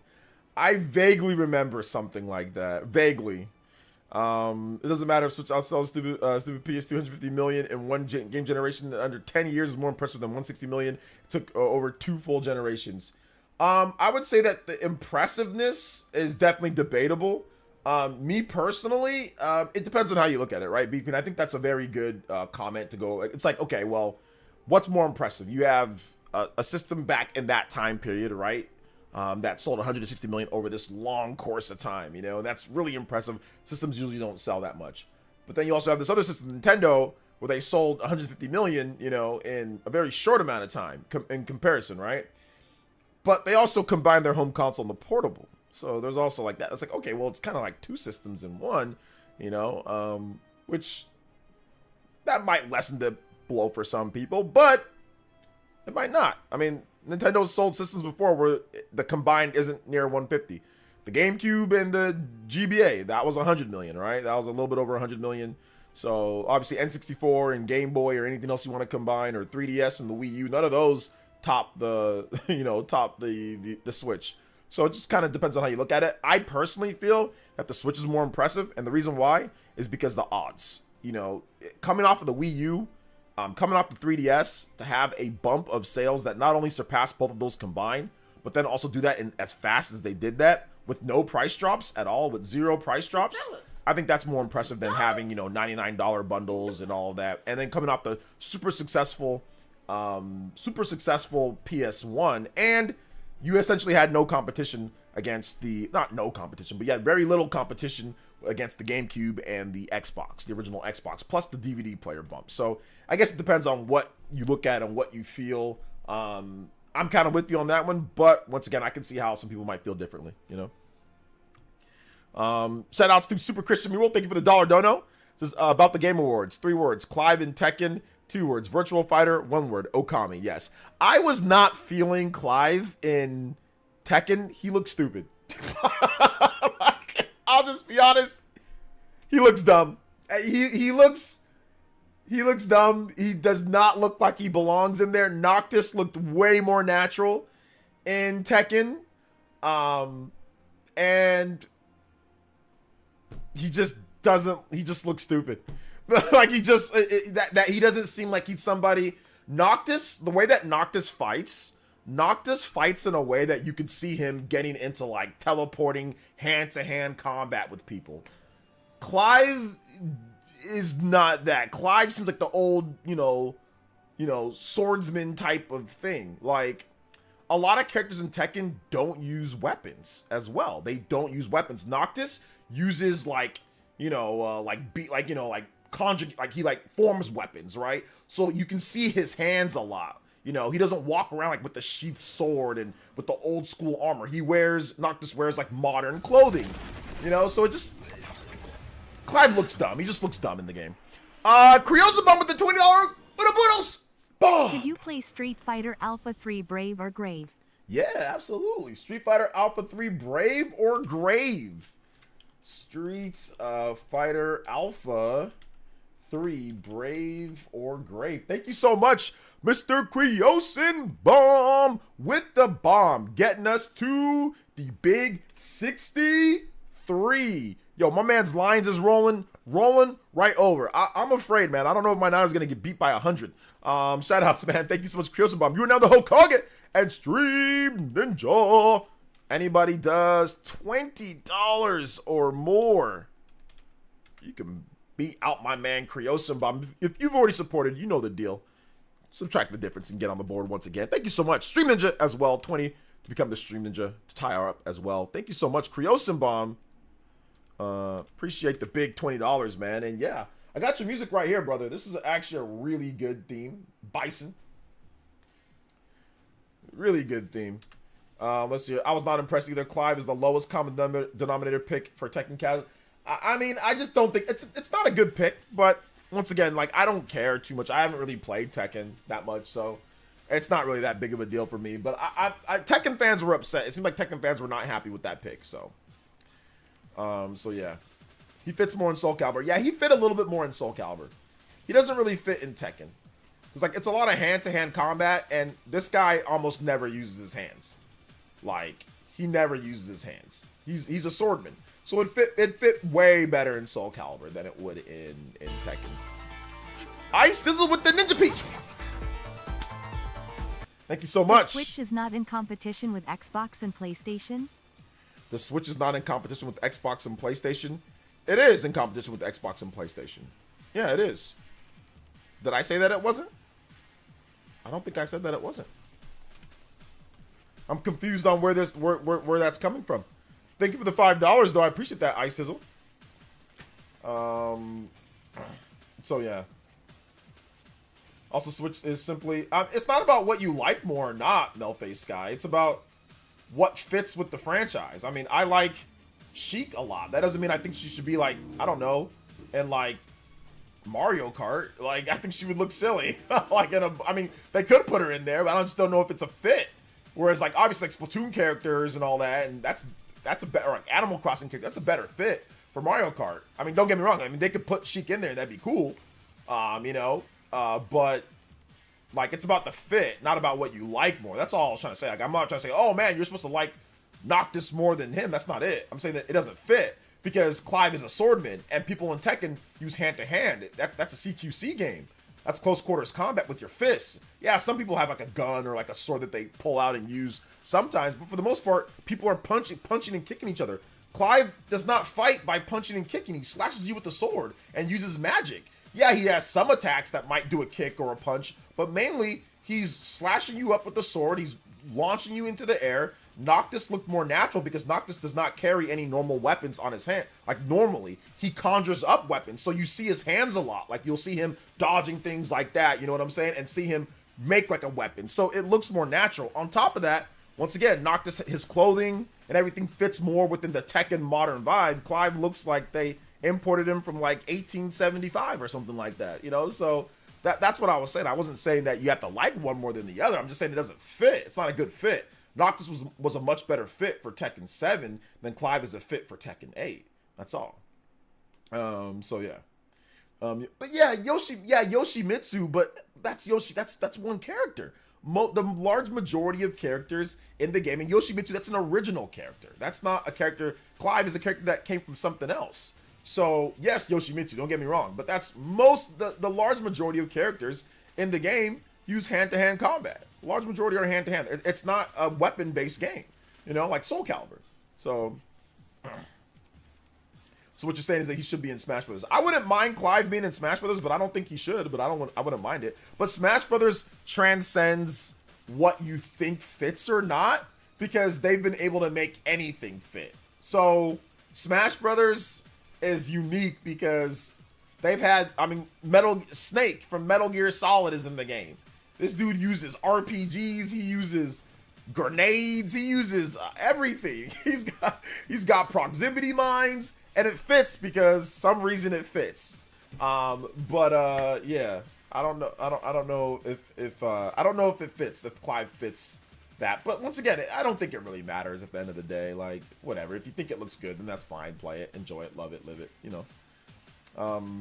I thought you mentioned that PlayStation 2 sales were impressive while the competition with the Xbox and GameCube and Wii. The PS2 was not in the competition with the Xbox, GameCube, and Wii. It was in competition with the Xbox and GameCube. That was what it was directly in. By the time that the Wii came out, yeah, it was still selling, but it wasn't direct competition because Sony had already moved on to the PS3. So when you're talking about comparisons, you compare it within the generation usually. And by the time that the Wii came out, you know, Sony already had the next generation. So PS2 was on its way out, but it still sold it sold here and there at like super discounted bundles. But I don't think people were directly comparing it like PS2 and Wii. That's not how it worked. It kind of was like 6th gen, 7th gen, 7th gen. You see what I'm saying? Do they include Switch Lite sales with Switch sales? Why would they not include Switch Lite sales, AOTRIL? Of course they do. It's a Switch, so you include it. Let's see here. You talk like you know Smash. Fight me. Feel free to become a member, Zion 182, and I'll definitely play you in Smash one of these days. But you got to be a member. Let's see here. I remember PlayStation and Xbox fans was including Wii U as part of their console war, but not Nintendo Switch. Well, PS4, Xbox One, Wii U. That's the generation that they came out in. The problem is that Switch came out kind of like mid that generation in 2017. So for 3 years, you kind of were forced to compare it to PlayStation 4 and Xbox One. But then it also came out in the same, it's still relevant in the era of the PS5 and Xbox Series. So you also have to compare it to that as well. Because it came, I mean, it's been 4 years now of the current system, and we still have that. So you kind of have to, you know, compare it to both. Zion with the tuned-in tier pledge. All right, Zion, I got you, brother. Next time that we play Smash, we'll definitely get you added in, man. Thank you for the membership. I appreciate that. And for those who have not actually joined up. It's only $1. Join up. Shout outs, man. I appreciate that. Thank you so much. Let's see here. OJ, hope it's going well for family and healthy and doing well. I'm doing good, Broccoli Rob. Thank you so much. Thank you for the support. Appreciate that. Thank you for the support. Appreciate it. Yeah, I think at this point, Beat Queen, when people talk about generations are really tough to go by now. They're really difficult because of because of Nintendo, but two, because they're gonna more and more go away with all the different new systems that come out and the extensions of systems that come out and kind of just like what things are. It's hard to even tell. We used to group it that way, but it's just kind of like, it's kind of all over the place at this point. But yeah, I mean, Switch 2 is gonna come out. And it's going to be the quintessential system first. And then within the next couple years, the next two systems are going to come out. Within the next few years, you're going to see the PS6, and you're going to see the next Xbox. The next Xbox could come out, let's just say we're in 2025. The next Xbox is probably coming out 2026. I wouldn't be surprised if they launch basically a Steam box Xbox, where it can play Xbox games, it can play PC, Steam, it can play whatever you got, you know, in terms of, you know, PC and all that, app games, apps and all that, whatever you got, it can play. So essentially runs like that. I wouldn't be surprised, like an actual, like really high-powered Ouya or something like that, right? Like, but it plays Xbox games too. Like, I would not be surprised if we get that in 2026. So yeah, it's gonna be this. Switch 2 is gonna be compared not really against PS5, and I mean it will be at the beginning, but later it will be compared against PS6 and next Xbox. So, don't know what game to play next. The Neo Collection is at Best Buy for $20 right now. Maybe you want to play the Neo Collection. That's what I did. I was looking for a bunch of different games to play. I think I tried out like 6 or 7 different games this week, and I just wasn't vibing after Metaphor. I just couldn't find anything. And then I started playing Neo, and I'm like, okay, this is just interesting enough. As soon as I hit a wall, though, or as soon as I don't feel like playing, I'm going to stop it, though. So it's kept my interest for right now. But really, I'm not really super excited to play anything till Donkey Kong Country. Like, and I'm playing Fantasia Neo Dimension. Like, I'm playing a bunch of games. But like my next really like core game that I want to play, yeah, like I want to play Donkey Kong next. So, Triple Eight Job, thank you for the 17 months. I appreciate that. But are the image real or fake? That's the true question. Which image are you talking about? Because I haven't seen any images. You know, if you're talking about like the cases, all they're doing is showing cases of like, you know, accessories. So yeah, they're making cases based off of the dimensions that they've been given. So are those real cases and stuff? Yeah, sure. Are they the real dimensions? Probably. So yeah. So it is what it is.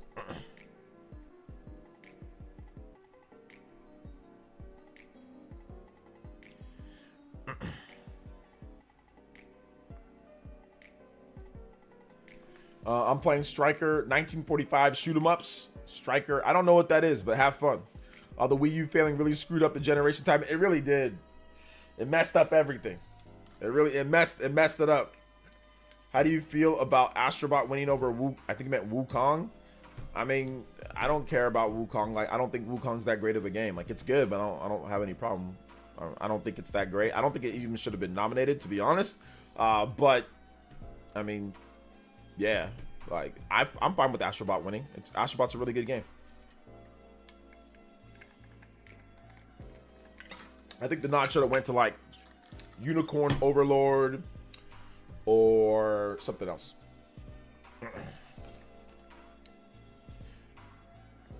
Let's see here. What if Steam and Xbox get together to create the ultimate box? Yeah, that'd be pretty good. I think that'd be a really compelling, really good device, you know. So it looks like Jez Corden, the Windows Central guy, he's going on a blocking spree, it seems. So you guys know B Martin, he's the man from up north. He's the big homie over on this channel. I saw something on Twitter and he just posted. B Martin, he's a big Xbox guy. He you know, he follows all the Xbox dudes, but he you know, he loves our channel here. He loves the community. He's been awesome. So he put out this post on Twitter. He says, "Damn, I have no words. It is what it is, I guess. Never had one negative interaction with Jez. Love him and ran on the Xbox 2 podcast. Been listening for years now. I guess that's just the way she goes, I guess." And yeah, it shows that he blocked him. And yeah, it looks like some people are just basically the Xbox community, based off of what apparently Jez said on Twitter, that Microsoft is they'll never have another exclusive. Everything's just going to be timed or whatever. I'm just checking to see if I'm blocked. I'm not blocked either. So I'm just checking to see that if I'm blocked. I'm not blocked. But yeah, it seems like he's going on. I'm seeing people saying that he's blocking people. So I don't know what B Martin would say to get somebody to block him like that. But that's crazy. So that's what I'm trying to tell you, man. A lot of these dudes, look at that. And I know, because I go to the Xbox 2 podcast and I see B Martin in there supporting and all that. And the fact that he blocked him, that's crazy, bro. That's crazy. Wow. It is what it is, though, man. It is what it is. Yeah, some of the people that I follow a lot blocked me, too. I follow Maximilian Dude. I watch his streams sometimes. I watch his content sometimes. But I've supported him for a long time, and he blocked me as well. Hell, I even met him in person twice. We took a picture together. And he still blocked me. I don't think he knew it was me, though. Like, I don't think he remembered it was me. But yeah. So yeah, it happens, man. Oh wait, Max. Yeah, Max blocked me because there was this moron, this like crazy PlayStation fan that said something, and I just put up a normal tweet. Like Max said like something about Game of the Year, and I was like, oh, metaphor, you know. And then this other guy came in there and just started calling me names, so I shot back at him. I said, well, you're a moron. And then Max blocked both of us. I think he blocked all of us in that. I'm like, bro, how am I gonna get blocked? I follow you. Like, so I didn't even, I mean, I'm pretty sure if I emailed him, if I asked to be unblocked, he probably would unblock me. I think he was just blocking anybody that was talking in that thread. Kind of like Kamiya. Kamiya blocks anybody that, dude, I got blocked from Kamiya, and I swear I wasn't even in the thread. Somebody tagged me in the thread about something, and Kamiya took the time to click on my profile and block me too. It was so funny. I had my friend Blandrew get me unblocked from Kamiya. So I remember back in the day I was blocked from Kamiya. I asked Blandrew, I was like, hey man, can you tell Kamiya to unblock me? Blandrew tags Kamiya and says, hey, can you unblock him? Kamiya unblocks me. I'm like, cool, I can see his tweets. I cover the Bayonetta stuff. One, I never tag him. And I think some point after the Bayonetta 3 stuff, I was blocked. And I supported them and Kamiya. and somehow I got blocked after I was like one of the few people to actually defend Kamiya and Platinum Games before we knew what happened. So, yeah. I find it hilarious. Yeah, man. So, yeah.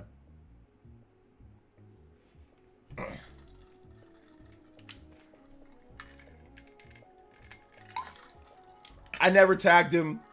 I never was in one of his threads. I never commented on anything that he had. I would just look at his tweets and say, okay, there's the tweet. I never did anything. Jez lost his mind when people say Siri is a god-like figure and should not be downgraded to a Witcher. He just calls us bigots when they are the one downgrading her from a god. Well, I don't know. I mean, she can still have a god powers and still be a Witcher. We need to wait and see. We need to wait and see how they do, what they do, and like how they explain it. I mean, if you've played The Witcher 3 or you've beaten that, I think it was kind of set up that she would become a Witcher. So, I mean, listen, I'm not a big Witcher guy, but I have watched the retrospective on Witcher because I want to know the story.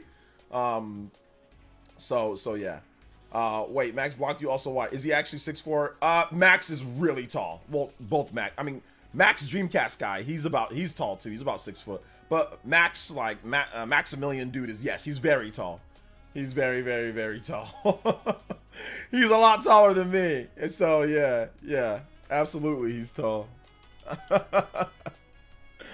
Absolutely. I think maybe I might actually have the picture. Because I saw him. Actually, I have the video on this actual channel. Hey, fellas. If you go to my video, if you go to my channel and you just type in Maximilian, dude, I saw him in the line. We were both playing Rare Replay. So it was the year that Rare Replay was coming out, and I saw Maximilian, and he was super nice. I walked up to him, I was like, hey man, big fan. You know, did a like little on the spot interview. He was playing, I was capturing footage. We spoke. And that was that, and it was cool, you know. That was in 2014, and then 2015, he's super nice. I saw him outside of the bathroom, and I'm like, yo, Max, hey, what's up, man? And I told him, I remember because after Pokken Tournament came out, me and him played against each other. I have that on the channel too, where I beat the hell out of Max. Like, I beat the crap out of him in Pokken Tournament, but I was being so cheesy. Like, he didn't know how to like stop the dive kick. All you got to do was counter it, but he kept on he didn't know how to play as much. The game just came out, and I'd already been playing, so I was trolling him kind of. So I literally beat the hell out of him in Pokken Tournament, right? So then I said, oh yeah, Max, like you were on stream the other day. I remember, like, you know, we were at E3. And I'm like, oh, remember, like I was like a Lucario player, and I was just trolling. I kept on doing dive kicks. He's like, yeah. He's like, I didn't know what to do, man. And I was like, yeah, can I get a picture? And I was like, yeah, that's cool. So we took a picture. It was like I said, not in the bathroom. No Dr. Disrespect out here. It was outside. So I remember seeing him, and he was super cool. He was just sitting down, and he was just like, yeah, no problem, man. Like, he's always super nice. Anybody that walks up to him, asks for a picture or asks to shake his hand or talk to him, he'll always do it. He's never snobby about it or anything. So Max is a cool dude. You know, I don't have any hate against him. Like, I'm not upset or anything. Like, I haven't even asked to be unblocked. Like, it's not a big deal. You know, if I see him at an event, I'll be like, yo, Max, you know you blocked me on Twitter, right? So if I see him at something, I'll definitely be like, yo, can you unblock me, bro? But if I don't see him in person, like, I'm not going to be like, yo, unblock me on Twitter. Like, I don't care. If I want to, I can still see his posts. I just can't interact with him. So it's okay. Oh, man. But it was funny. Let's see here. Would love to, hey, you Pikachu to come to NSO. That game sucks, Pokemon fan. But yeah. Actually, OJ, I know, think about it. Do you remember calling out one of his homeboys? I do remember you calling out one of his homeboys for subbing to an OnlyFans account. Yeah, I did say that, but I don't think Max saw that, or I don't think Unruly saw that. But Unruly, I decided to not support him because he spent $7 grand on like one OnlyFans account. So I'm like, this guy's a gooner. Like, like, wait, is this all going to him? Freaking, like, Dr. Diddling for OnlyFans girls? Like, listen, I don't care if you can support people that you want to support, but I don't think I'm gonna support someone that's out here blowing everything on OnlyFans. like I said, support other cool streamers that are doing good work. I'm all down for that, but I don't think I'm down with the OnlyFans support and stuff. So yeah, I had to stop subbing to him. I mean, I still think he's cool. Like, I watched one of his videos the other day. Like, I don't got a problem with him, but from what I saw, he pulled up that, from what I saw 7K in 1 month.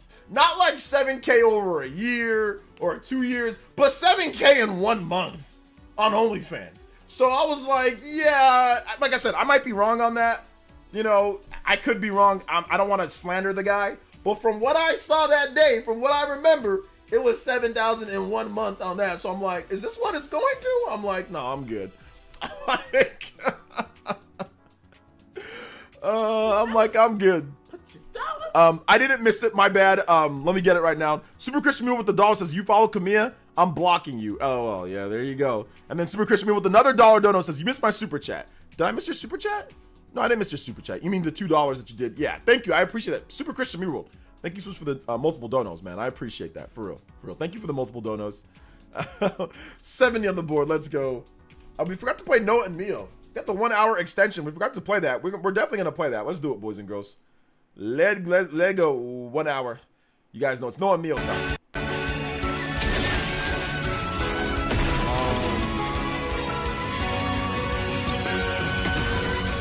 Oh, was it E3 2015? Okay, yeah, E3 2015. Okay, there you go. Westball, like my live action Link pool jump video. I took the Flaming Master Sword and went in the pool. Imitation of this movie. Oh, nice. That's cool. Good stuff. Good stuff. Say it's not so, Kenny. So yeah, man. No problem. I'm not blocking. I'm being weird. Oh, I know you're not gonna block me. I know that was a joke. Oh man. I was there last year. Oh, too many games. I might be at too many games. I might not, man. I'll be honest. I don't like flying all the way over there, but yeah, we'll see. We'll see. If I have time to do it, I'll go. But we'll see. Ever some people blocking just because someone gave a different opinion. So weird. Like if someone's being annoying or if somebody's bringing a lot of trash to your page, I don't mind blocking. I actually don't mind Max blocking me. You know, just because I was kind of going hardcore back and forth with that one dude. So maybe he just didn't want that in his stream. So yeah.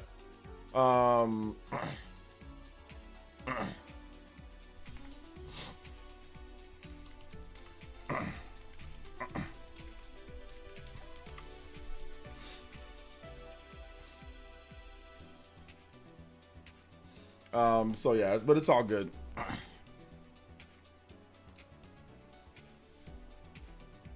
Let's see. A block hammer is sometimes warranted. Sometimes it's warranted. Was it Tripster? Was what Tripster? Tripster's weird. I think I blocked that guy. That weird Sony fan on Twitter. Yeah, he's a complete weirdo. That dude is a complete weirdo. Yeah, I think I blocked him. Yeah, he warrants a block. That guy's a weirdo. But I blocked him a long time ago, I think. Do people DOS sites free? Why paying for it? Because some people have an infatuation with certain, you know, people. So that's really what it comes down to, you know.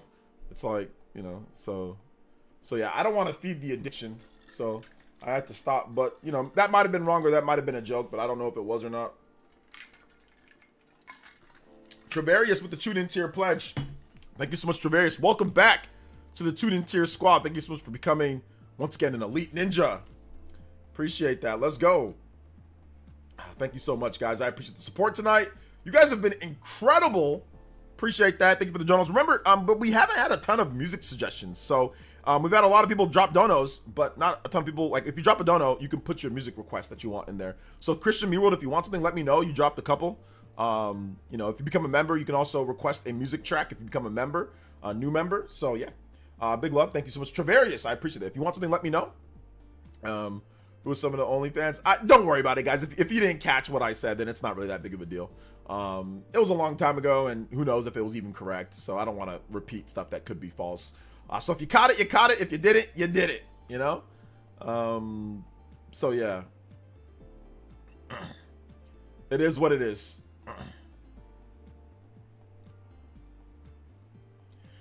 Oh, okay, Travis Hunter won the Heisman. Yeah, he won the Heisman.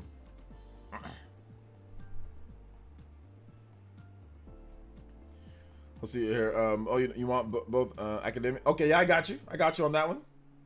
Whatever you want, man. I got you. I can pick that, and we got it.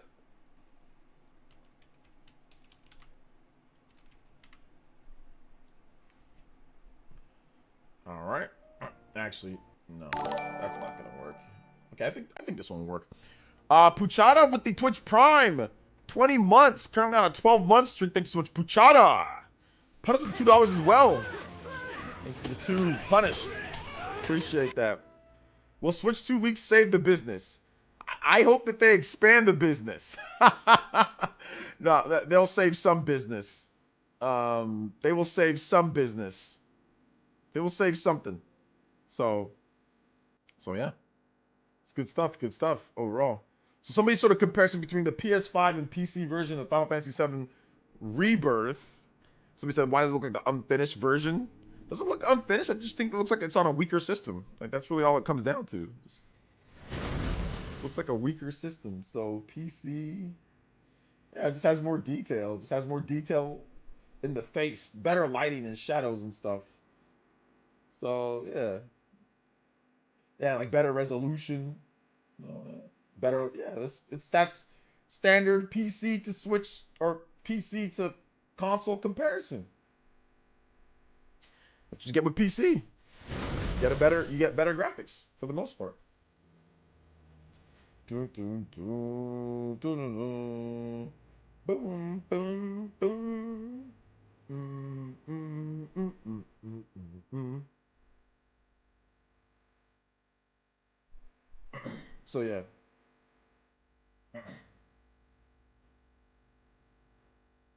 So shout outs, man. See, I hope Switch 2 leaks move up the direct. Switch 2 leaks aren't gonna move up the direct. That's not gonna. It's already set. Whenever they decide to do it, they're gonna do it. Unless there was something that was somebody that they knew leaked something that was right then and there. But no, I mean, it was. It's gonna happen when it's set and when they have it happen. They don't react like that. So no, that'd be a bad idea to do something like that because then you're probably gonna make mistakes. If you're panicked because somebody leaked something and you start moving things up or start changing things of what you're gonna do. That's the sign of a weak company. That's the sign of a weak company. For something this large, have it set, have your days, do what you got to do. Don't worry about something else happening to where, you know, oh, there's a leak. That means I got to move the direct up. That's insane. Party Man Brothers with the 80 months. Thank you so much for the 80 months. Dang, I'm old. Need Nintendo to pop off in January with that Mario Kart 9 brief gameplay in the reveal. So they can feel my wrath. Very exciting times ahead. Though all jokes aside, Mario Kart 8 Deluxe team. All right, I got you, man. Thank you so much, man. Appreciate that.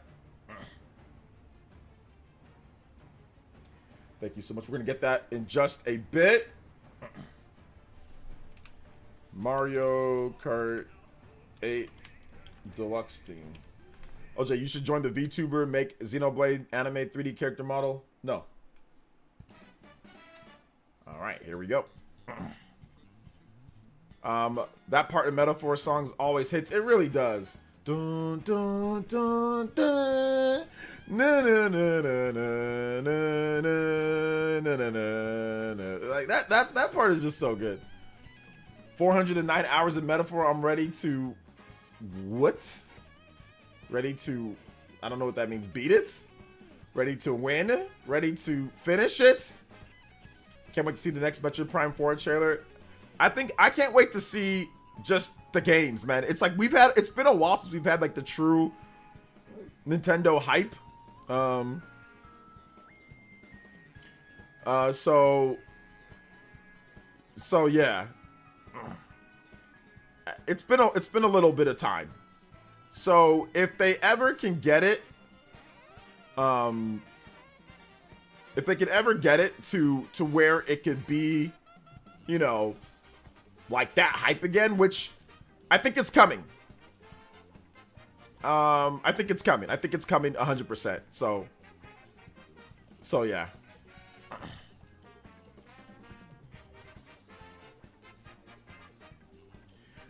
Can't wait to see Pokemon ZA. Yeah, Pokemon ZA is gonna be fun too.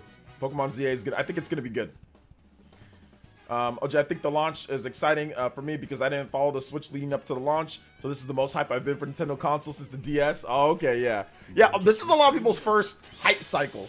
Like, the thing about it is that you get the funny thing about this is that a lot of people, you know, obviously been alive or whatever, been around for like multiple systems. But for a lot of people, they were little when the Switch was leading up. So they were doing other things. Like, you were a kid, you were in school. Like, think about it. The Switch has been out for so long that... if you were like in 7th grade or whatever, or like in 6th or 7th grade, like when the Switch was first, my hype cycle started, you were like a teen, like a tween. But now you're like an adult. So your whole life has changed. Everything is different from when the Switch hype cycle first started. So 2015-ish, right? It's now going to it's 10 years. Right, 2015 is around like, okay, Switch rumors are starting, like NX, Nintendo announced the NX then, right? It's been 10 years. So, crazy. Chris and me were I with made another 3. holiday remixes of both Academia and Rooftop Run from Sonic Generations. Yeah. Perfect for your holiday playlist. I'll share it on a stream on Christmas week. Okay. You guys are gonna love it. Or hate it, whatever. Lol. Yeah, I hope I can stream on Christmas. I want to definitely stream on Christmas Day. As I usually stream on Christmas Day. But, you know, this year's the first time it's like I have like a, you know, small baby that's like, yo, dad, come here. You know, so he gets real fussy when I'm not like, if he doesn't see me for a while, he gets real like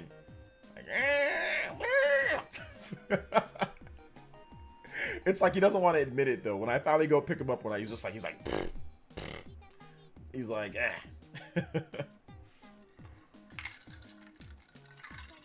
So yeah. I was 12 when the Switch dropped. Okay, yeah. So you were 12 when the Switch dropped, but now you're like, now you're like 18, 19, right? So it's crazy, right? It's crazy. It's crazy how everybody experiences like a system launch being online at different times. Now me, I've been around for like every Nintendo launch, like every Nintendo main launch. So for me, you know, it's a bit different. Like it's different to see, because back then it was all through rumors, friends, my uncle at Nintendo, magazines. There was no online like that, right? There was no online. It wasn't until, I would probably say, not even the 64 era. 64 era, there was some online, but not really. And there wasn't any real rumors out there online. GameCube, a little bit. Yeah, a little bit you start to see stuff about online, but then like print magazines. But you would mainly get stuff from like print magazines, rumors. But by the 7th generation, yeah, that was when, okay, rumors, everything online was kind of full go. But YouTube was only 2 years old at that point. You know, a year or two old. There was no Twitter. There wasn't. So it was like N4G for like rumors and all that. So yeah. This is Nintendo Prime when Nintendo first brought the NX. I was 35, now I'm 44. Oh, okay. I don't know if you saw my comment due to the ads I got behind the stream. I noticed people don't understand Nintendo always has sold the most consoles combining handheld and console. Yeah, Julius, absolutely. I did not see your comment. Sorry about that, brother. And yeah, very good comment. Very good comment. And yeah, like people don't realize that. Like they like to segment into one or the other. But yeah, if you combine, Nintendo's obviously always been a big player, you know, when it comes to sales. But that's basically what happened, you know, with the Switch. They combined it, and obviously, you know, you see the results. The results are good. So yeah. This was my first console launch. Very exciting. Yeah, it's very exciting. Pray that an all-night that Switch 2 comes next to Wii U. JK, to be honest, should not care too much about sales. We do with the Switch. It's gonna sell regardless. Yeah, I think it's gonna sell good regardless. But I think the biggest thing is that Nintendo has to make sure that the software is there. If the software is there, it'll sell. Like the Switch is gonna sell, but it's also got to be affordable too. Like it's got to be somewhat affordable. Like if it goes to $400, that's even still a little bit of a tall ask, but I think people will do it if it has the games to back that up, you know. So yeah.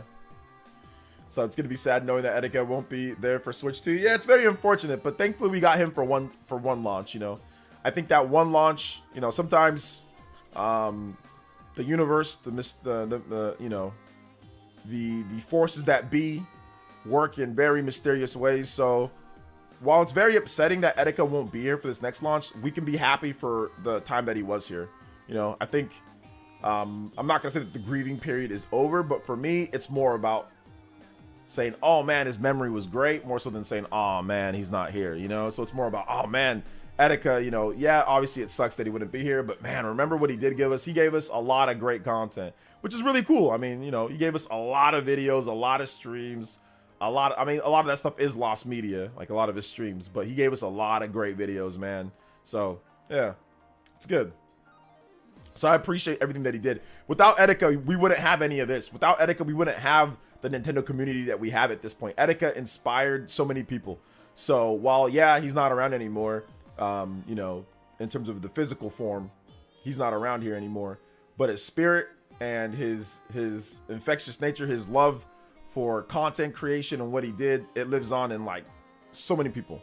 Like look at how many people, Marlin Gaming Nation, myself, Fidel, like there's so many people that have been inspired by him. Even John, even RGT, there's been so many people inspired by him. Miss Click, so many people said that, yeah, I watched Etika. Etika was one of there are numerous people that were inspired by Etika. Like a lot of the people that cover Nintendo today were inspired by Etika or watched Etika. So yes, we've lost him. Physical form, we've lost him. But man, I'm telling you, bro, his spirit inspires everyone to keep working. The fact that we still talking about him right now, what does that tell you? He's looking over us, man. So I don't really get upset. I don't get sad anymore. I used to cry about it, but I don't cry no more about it, you know? Which it took a while, but yeah, I don't get upset anymore about it. So yeah, man.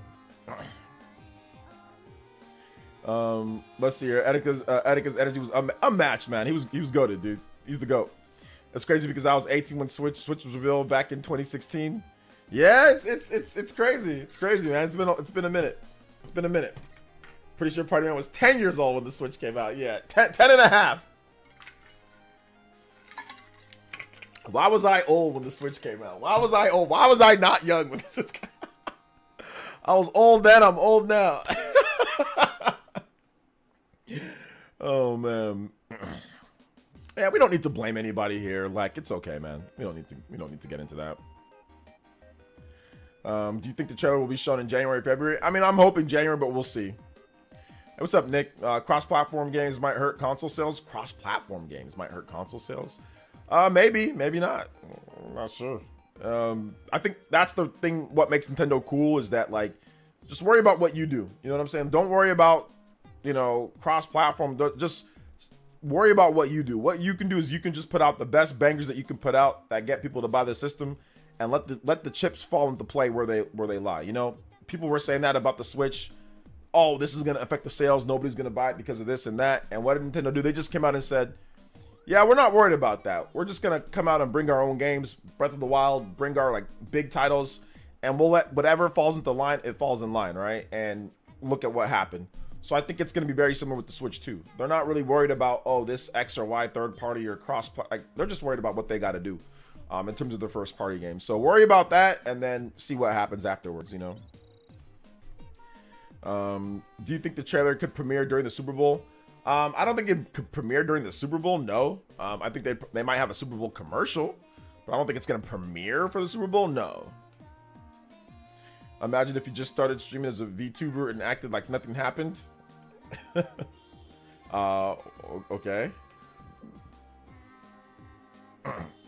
Can you still watch old Etika streams? The ones that have been archived, yes, but a lot of them have not been archived because he moved over to like different platforms, and some of them got removed before anybody could back them up. Some of them are really long.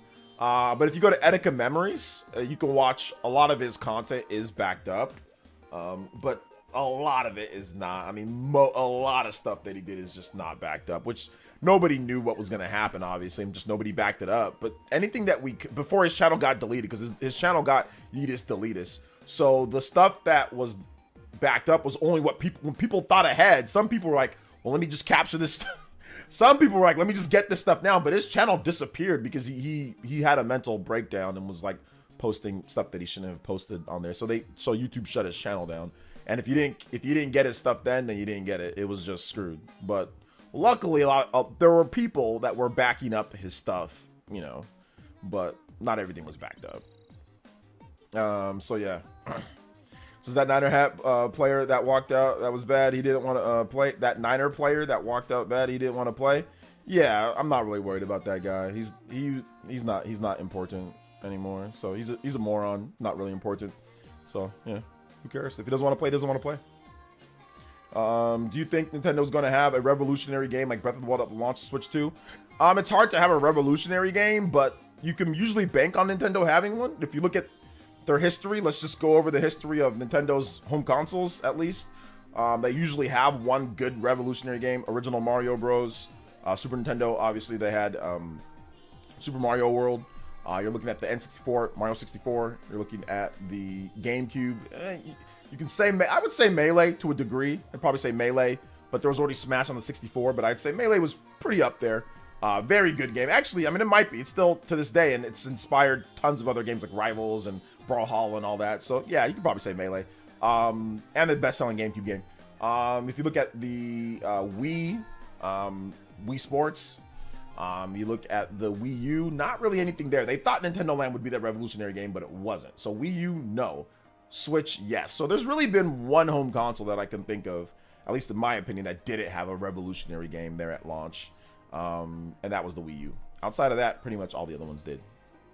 Double Dash was not a GameCube launch title. That came out, I think, about a year, almost 2 years. I think about a year and something after the GameCube launched. So yeah, that was not a launch title. The launch title was, what was the launch title? Luigi's Mansion was the launch title for the GameCube. And then Melee came out shortly after. So yeah, so Melee wasn't even really a launch title, but it was in the launch like the first number of months. So yeah, they wanted it to be a launch title, but it didn't make it. So I guess you can X off GameCube if you want, but Melee was right there near the beginning. So yeah, Double Dash was November 2000. So yeah, that was 2 years after the game, because GameCube came out in 2001. So there you go.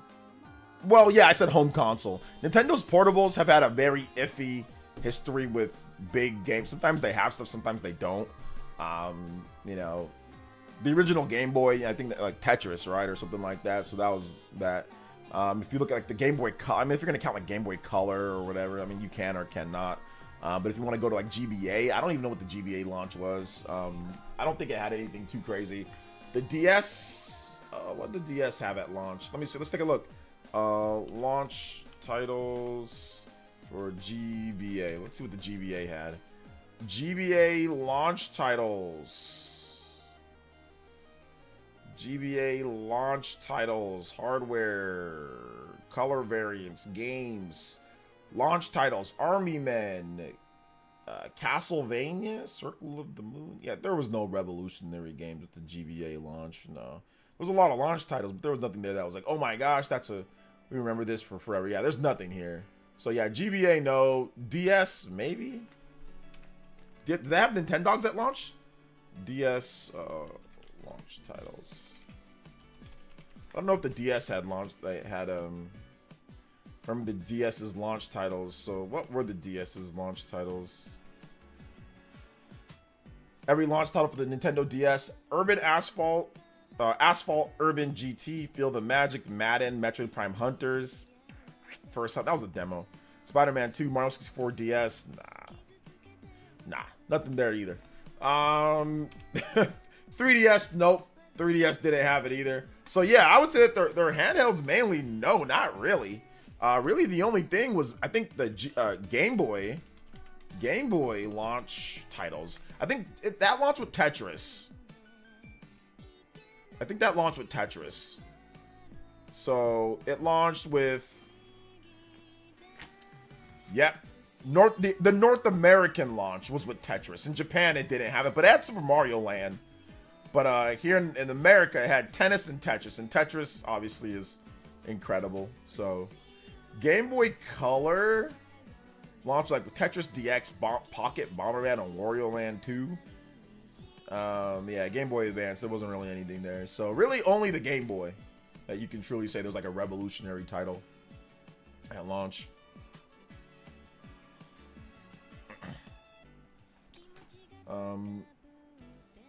Didn't the Game Boy Color have Pokemon Red and Blue? Pokemon was already out. No, it was already out. I'm guessing, Pokemon fan, I'm guessing you're young. I'm guessing you're really young. It's like your memory's a little foggy on a couple different things here. I think that's maybe because you were sucking on a pacifier instead of actually playing games. Or maybe you weren't even alive. I don't think you were even alive. Let's see here.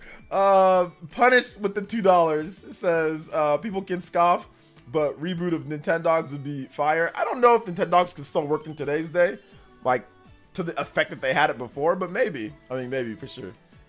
You're a 90s kid? 90s kid?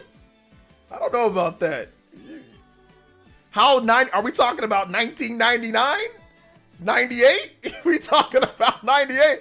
I don't know anybody who was alive in the 90s and could mess up that Pokemon was not on, like, that was Game Boy Color. We all knew Pokemon was ghetto, bro. People were playing Pokemon on the ghetto Game Boys, on the Game Boy, Game Boy Pockets. People were playing on the ghetto Game Boys. So most 90s kids, we remember, or we would know. I'm not a 90s kid. I'm more of a 80s-ish. But I remember the 90s very well. But yeah, I mean, it seems like you're forgetting a lot of stuff here. So I'm questioning things. But yeah, most people would remember that it wasn't, Pokemon was absolutely not like a Game Boy Color launch title. Nah, people were playing on their ghetto Game Boys. So yeah. Let's see here. The 4-color Game Boy, green, dark green, black, black, dark black. Yeah, I actually played Pokemon. I had a ghetto Game Boy, but I don't know what happened to it. I think it was stolen or I lost it. And then I remember getting a Game Boy Pocket, like a green Game Boy Pocket. I remember playing a ton of Pokemon on there. And then I remember getting a Game Boy Color for super cheap. I think my dad saw it at a yard sale. And he's like, yo, I got you a Game Boy Color. There was a little piece of super glue, like drop, that was stuck on the screen, but I didn't care. But then it all became irrelevant because I got Pokemon Stadium in 2000 or whatever. And I got the transfer pack and I was able just to play Pokemon a lot on there and with higher speed. So I just ended up playing a lot of it that way. Like I ended up not playing it portable as much because I rather play in like way faster speed. So yeah. I used to use the Super Game Boy a lot too. Before the Pokemon Stadium. So yeah, I remember a kid in daycare was playing Pokemon on the old brick Game Boy. Yeah. Yeah, man. Pocket, a good revision. Pocket was a pretty good revision because it was a lot thinner. The old school Game Boy was this big, fat brick. Bro, it was a thick, fat brick in your hands, which, whatever. But then when the Game Boy Pocket came out, it was sleek, it was thin, it was nice. And then the Game Boy Color was sleek, thin, and nice. I think slightly bigger, but also sleek and thin. It looked good. People were like, oh, wow, color. Even though we've been seeing color since like most of the systems were color. I don't ever remember playing a system that wasn't in color, but it was a handheld in color. You know, like, but it was also stronger too. The Game Boy Color was actually a good bit stronger than the Game Boy and Game Boy Pocket. So yeah. I have the printer out here printing out Mario's. Here we go. Like out here printing out Mario stuff. Oh man, that's great. OJ, what are your thoughts on the drama of Astrobot winning Game of the Year? There is no drama of Astrobot winning Game of the Year. The original Game Boy was the Game Boy. I really remember. Yeah, I remember playing.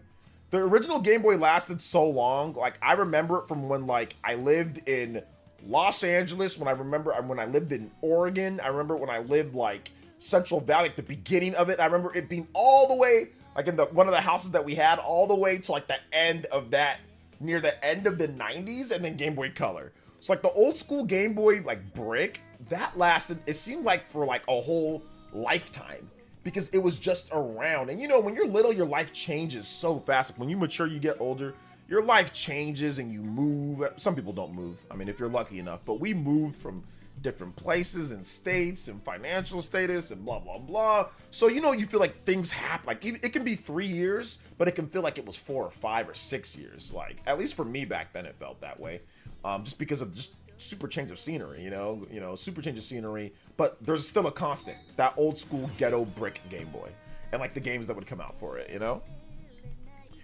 Mitch Wenton, thank you for the subscription, man. I appreciate that. OJ, did you make OJ make 2025 U and MP's redemption arc since Switch 2 will finally be out? Why would I have a redemption arc? I don't need a redemption. If you don't mind, I don't think I need a redemption arc. Let's see here.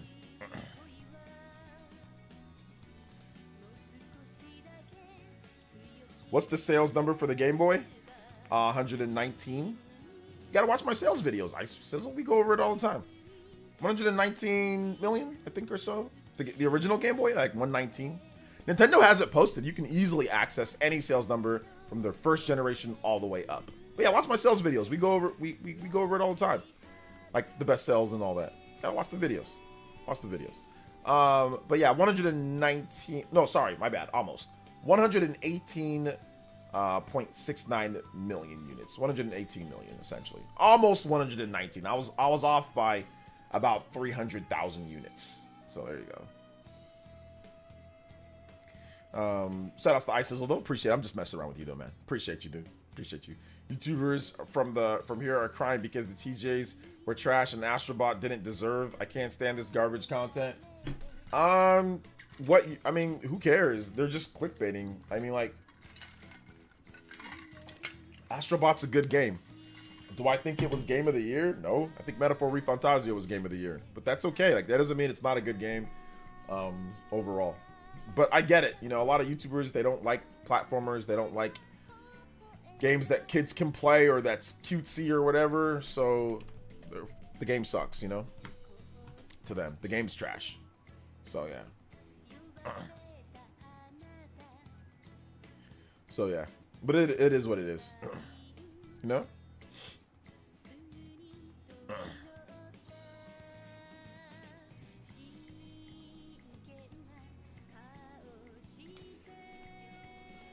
Let's see here. I had to wait like a month to get Game Boy Color because they were sold out and everywhere when I was a kid. Oh, yeah. The shipments of Game Boy Color, Nintendo was not even sure how well it was going to do, you know? New Ninja Gaiden looks fire. Yeah, the new Ninja Gaiden looks really good. I agree. It looks super, super, super good. I'm excited for it. One of my favorite games of the show. Sonic Racing game. I think it's cool. I'm glad that there's a new Sonic Racing game coming. So, yeah.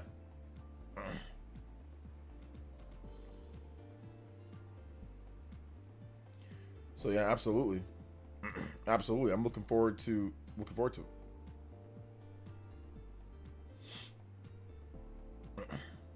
Also, Bandai Namco confirmed that Elden Ring has sold 28 million copies worldwide as of September 2024. In June, they reported 25 million, so another 3.6 million increase over the 3-month period. So, I think that's probably because Shadow of the Erdtree that helped bump up because you need Elden Ring to play Shadow of the Erdtree. So yeah, it's huge. I think that's another reason why they're making another Elden Ring game. So that's another reason.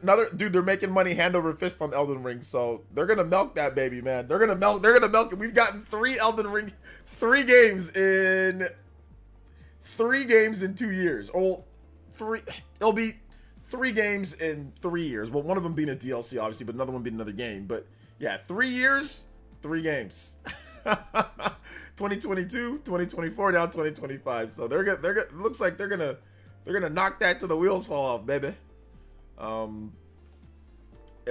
Is that a standalone game? It's a standalone game. The new one, the Night Rain or whatever, it's a standalone multiplayer Elden Ring game. So if you ever wanted Elden Ring to be a real cooperative multiplayer experience, here is your opportunity. This is the game for you. It combines, like, let's say zombies, but their version of it, with Elden Ring's co-op, but it being based around the co-op. The game is, so I mean, I think, to be honest, I think this is a good idea, right? Because you already have that big single player experience. You already have that big single player like, you know, that. And there are some people that want to play multiplayer, but don't like how the co-op works. The co-op is stupid. Like, you got to call people in, and like, it's weird, and like, they can only stay for this, and you got to use ashes. It's all this weird stuff. But if you can just play Elden Ring just from the beginning, it's a co-op experience because, like, you love the combat system and all that. I think it makes sense. I think it makes sense to make something like that. Now, I don't think this game's going to do anywhere near as good as Elden Ring did. Hell no. But I think it's still going to be good. And I'm actually interested in it. I'm not a big co-op guy, but I'm actually more interested in maybe in playing this than I am playing, like, the, you know, normal Elden Ring game, to be honest. Keep it a buck. So yeah. How was Zelda Tears of the Kingdom in sales now? I think it's 21 million. The last time that they reported on it, 21 mil. Waiting on Super Mario to go open world. Super Mario, I mean, it kind of already did with Bowser's Fury, but I mean, yeah, on a larger scale, right? I put 300 hours into Elden Ring on Xbox, then I'm doing it on my new run on PS5. Yep. Imagine if this releases on Switch too. What if it does? Then what? Like, I mean, it's Elden Ring co-op. I mean, I don't know if that makes it any. I mean, does it make it better? I think it's going to be the same game. It might even be worse because it's not, the hardware maybe not be as strong as PS5. But the game's also coming to PS4 too. Actually, wait a minute, I forgot. It's Elden Ring here. Never mind. The Switch version might be the best version. They base it off the PS4 version. It might actually be the best version of the game. Because From Software's PS5 and Xbox Series versions are worse than the PS4 versions in terms of frame rate. So never mind. The Switch version could be the optimal best experience. Forget that I said that. Oh, man. Elden Ring is my chill game. If we get Switch 2 release of the game, I'll do another run. Yeah. I mean, like I said, I don't know if I'm going to do another. I don't think I'm going to play it. I've been playing Nioh, which is this is a blatant Souls clone, but it's like actually like responsive and like fast. So I'll play that till I get bored of it. I think that'll be my Sekiro. This will be my Elden Ring is the Nioh collection, and this was only $20. And check this out, guys. This one of them's in my obviously in my PS5, but you get 2 full discs. It's not just one where you get actual both games put into one, and it comes with all of the DLC, and it runs at 120 frames per second. If you have a TV that can do 120 or a monitor, it runs at 120 frames, and it has crazy combat. It's like the combat is so in depth, man. Like you can change stances. You have all these different weapons that you can choose. It is crazy. You have magic and Nimpo. It's like all this crazy stuff that you can do. It feels like more of a character, like a Ninja Gaiden, like Souls game. That's what it feels like, a Ninja Gaiden Souls game. I like it a lot because I like Ninja Gaiden. I like Ninja Gaiden more than I like Elden Ring. I don't like Souls games, but I like Ninja Gaiden. So this feels like a Ninja Gaiden Souls game, which I think that's what they were going for. Ninja Gaiden Souls game. So we'll see how long before I turn it off. Team Ninja 100 times better. The combat's better. The combat's better than Elden Ring, but I know a lot of people will feel that it's not because of the, you know, how Elden Ring moves and like the type of stuff that you can do in there. But I think Nioh's better from what I've been playing it. I've put a number of hours in, and I like it way more than Elden Ring. I think I put about 20 to 30 hours into Elden Ring, and I just stopped. I just couldn't do it anymore. Yeah, like I said, I think I like Nioh more. But yeah, I like Sekiro better than Elden Ring. I can see that. Sekiro's fast-paced. Sekiro is a different style kind of too as well. Nioh 2 at 120 frames would be incredible. It is incredible. I'm playing it. Nioh 1 and Nioh 2 are at 120 frames, and I'm playing it at 120 frames on my PS5. It is very on an OLED TV. Yeah, it looks like a PS4 game, but it looks good. It still looks really good. Graphics to me, like, it doesn't, like, Elden Ring doesn't look like a million times better than, like, Nioh. Like, yeah, it looks better, but not, like, a million times better. Yeah, I think Elden Ring's open world is definitely better. From what I've seen from Nioh, yeah. Elden Ring definitely crushes it in, the world and, like, the stuff like that. Definitely. But, like, this one, you actually have, like, a character that you play as, and, like, there's a bit more personality there and all that, instead of just, like, a nameless, you know, person. So yeah.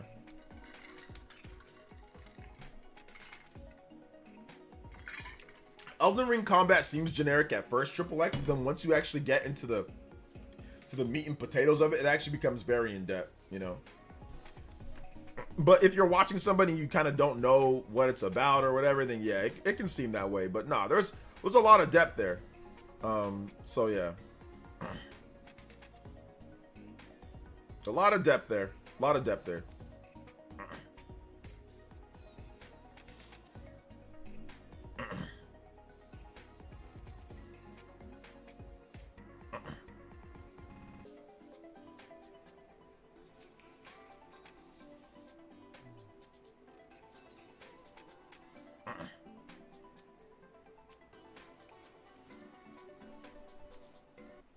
I feel like 120 frames would actually make a difference in a game like Nioh. It does, because it's like a twitchy kind of fast-paced game where you have to dodge on the fly and stuff like that. So it actually does.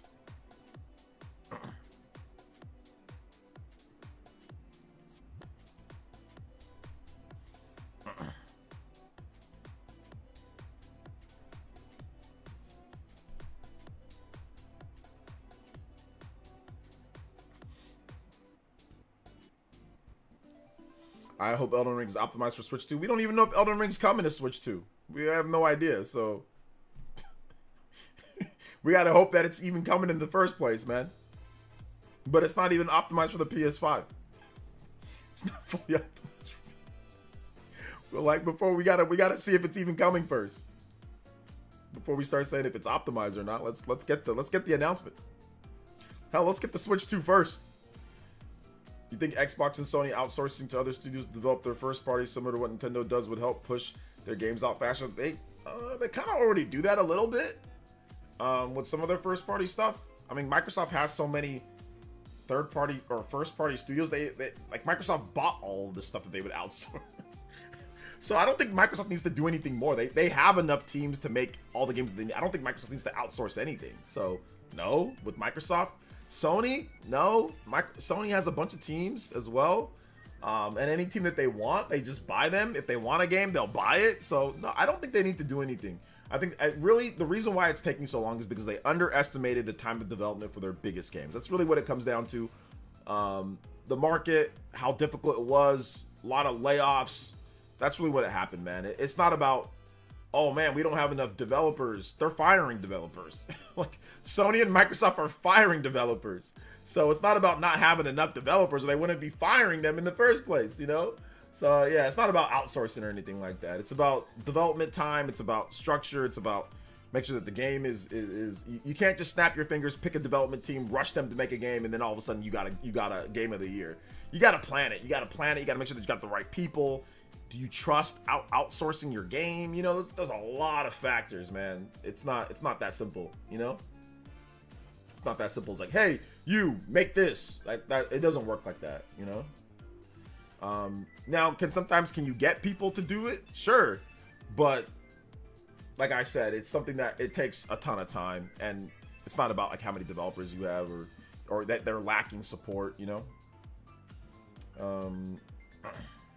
So yeah.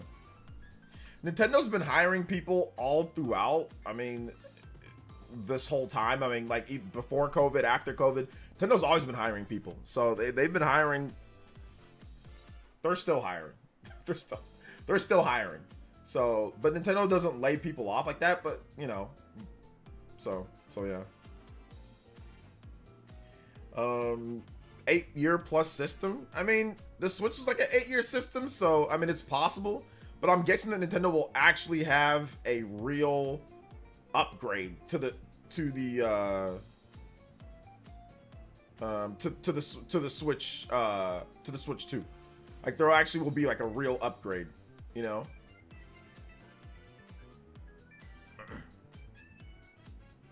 There'll actually be like a true real upgrade for it overall. So yeah. So maybe they'll have that, you know?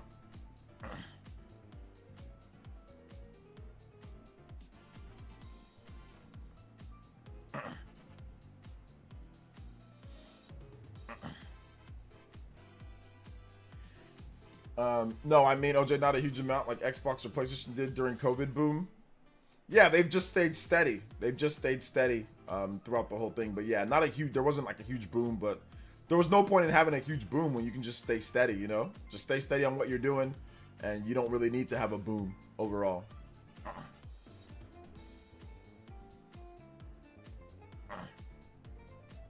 So yeah.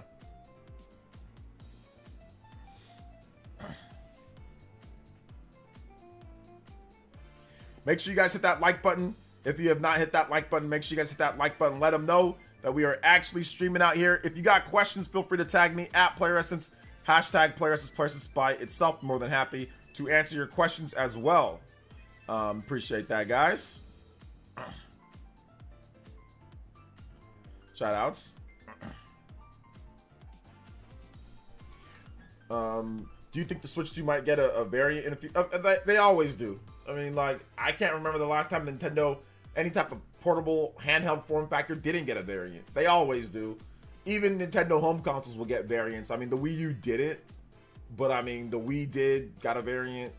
The GameCube didn't. I mean, if you don't count like the Panasonic GameCube, I mean, you could technically count that. N64 didn't really. Super Nintendo did. NES did. But if you're talking about like modular system, all of them do. Game Boy, GBA, DS, 3DS, Switch, Switch 1. It's coming for Switch 2. There's gonna be something different. Hey, what's up, Chris? Welcome. Do you remember before the Keighley Awards, there would be multiple Game of the Year from IGN, etc., and they received equal weight roughly? You remember before the Keighley Awards, there would be multiple Game of the Year from IGN? I mean, before the Keighley Awards, there was the Spike Awards, Spike TV Awards, but nobody counts those. Nobody cares. But before the Keighley Awards, every single outlet did their own award show, and they still do that in today's day. So GameSpot, for example, gave Metaphor ReFantazio the Game of the Year. Last year, the Game Awards Game of the Year winner was Baldur's Gate. A lot of places gave it to Tears of the Kingdom. A lot of places gave Tears of the Kingdom Game of the Year. I think IGN did. I think GameSpot did. A lot of places that gave it to there. So that hasn't stopped. A lot of the outlets still give their own Game of the Year awards that might be separate from other stuff. OJ, what are your thoughts on a sequel to Ring Fit Adventure? I think that'd be cool. Spike Awards. Yeah, the Spike TV Awards were hot trash. Absolutely hot garbage. Like, legitimately terrible. You know? Legitimately terrible.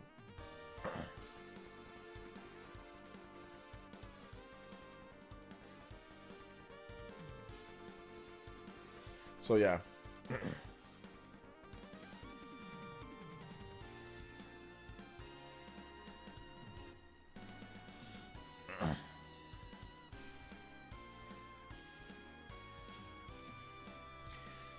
Let's see here. I wish the Oscars step into the gaming awards. It'd be a huge market for them.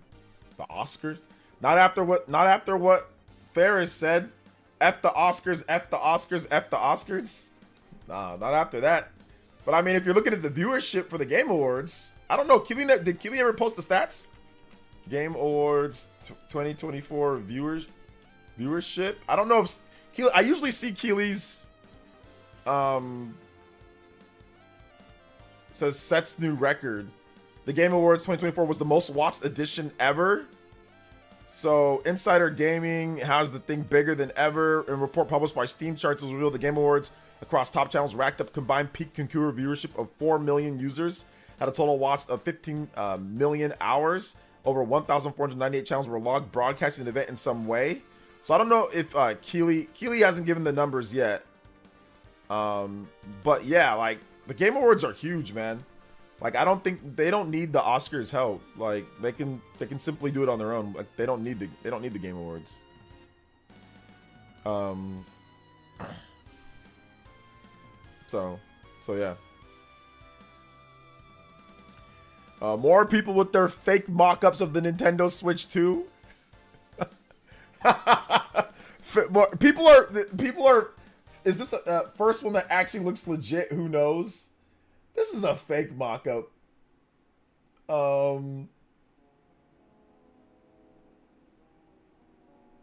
Is this a fake mock-up? This is a fake mock-up of it. So here's a fake. I'm surprised that it would stick out this much. Like this, I don't know if it'll stick out this much. But here's a fake mock-up of it. Although, if it does stick out that much, that would reduce the chances of scratching it, which was a big problem. At least at launch was a big problem for some people to scratch the system, the back or the front. So yeah, if you reduce the size of it, this is a good mock-up though. Like, I wouldn't be surprised if the Switch 2 looks very much like this. It probably looks very much like this. The roundedness, yeah, they talk about the round. Yeah, I wouldn't be surprised. The bigger buttons, the C button. There's a C button right here. You got a home button. You got the screenshot button, but then you also got the C button. I think people said that stands for connect.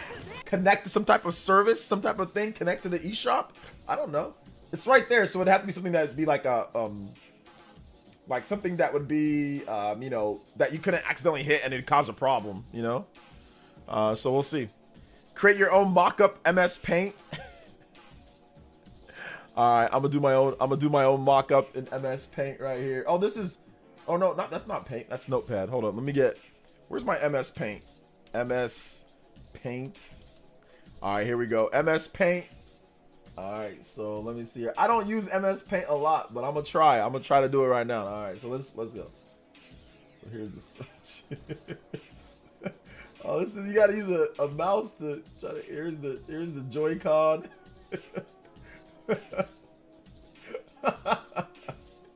Here's one of the buttons. Here's another. Wait, hold up. There we go. Button there. Button there. Button there. Button there. Button there. You got some type of thing here. You got a Naruto spiral there. Oh, hold up. I messed up because the left Joy-Con, it needs to have the analogs to get the top. Hold up. Hold up. Yeah, we need to erase all of this. Yeah, we need to erase all this. Yeah, forget this, guys. Forget that I did this. Forget all of this. How do you get a clean slate? Hold up. Give me a fresh. No, don't save. All right, hold up. Let's do another one here, boys and girls. Let's do another one. All right, here we go. So it's gonna be a little bit more rounded, you know. Rounded Joy-Con. All right, so analog stick right here. And then, okay, so here we go. We got the minus right here. We got the buttons, bigger buttons. Boom, boom, boom, boom. Buttons.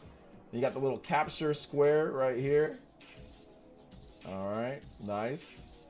Analog stick. We're just gonna put like another ring around it for like an analog stick. Then you've got then you got the actual system. It's a big boy. It's a big screen, bro. 8-inch screen. Big screen. Boom. Small bezel.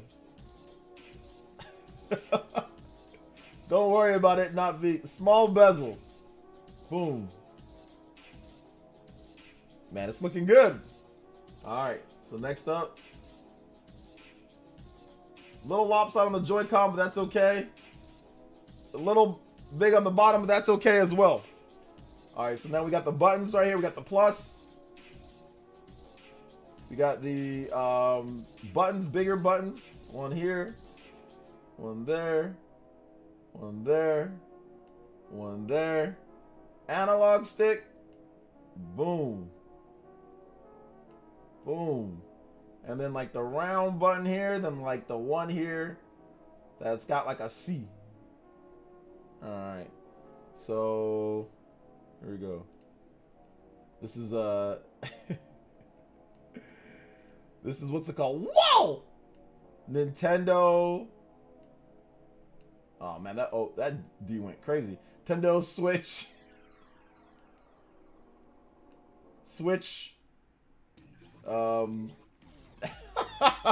I'm running out of space. All right, hold up. Switch.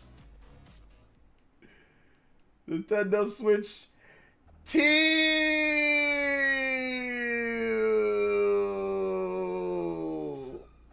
Whoa!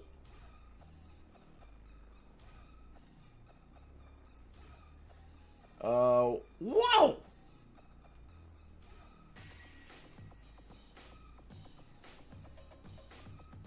Whoa!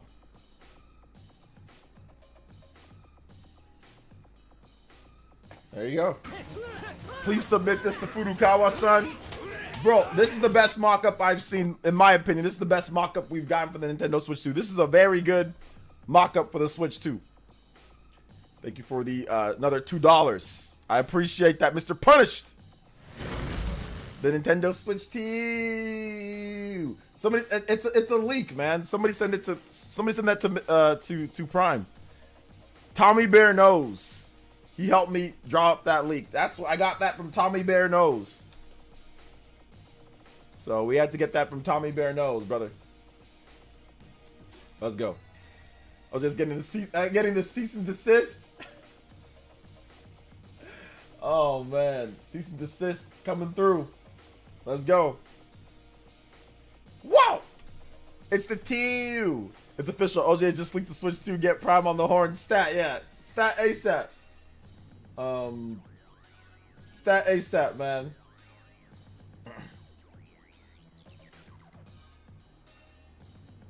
Shout outs though, guys. Appreciate that. Make sure you hit that like button. Ban incoming.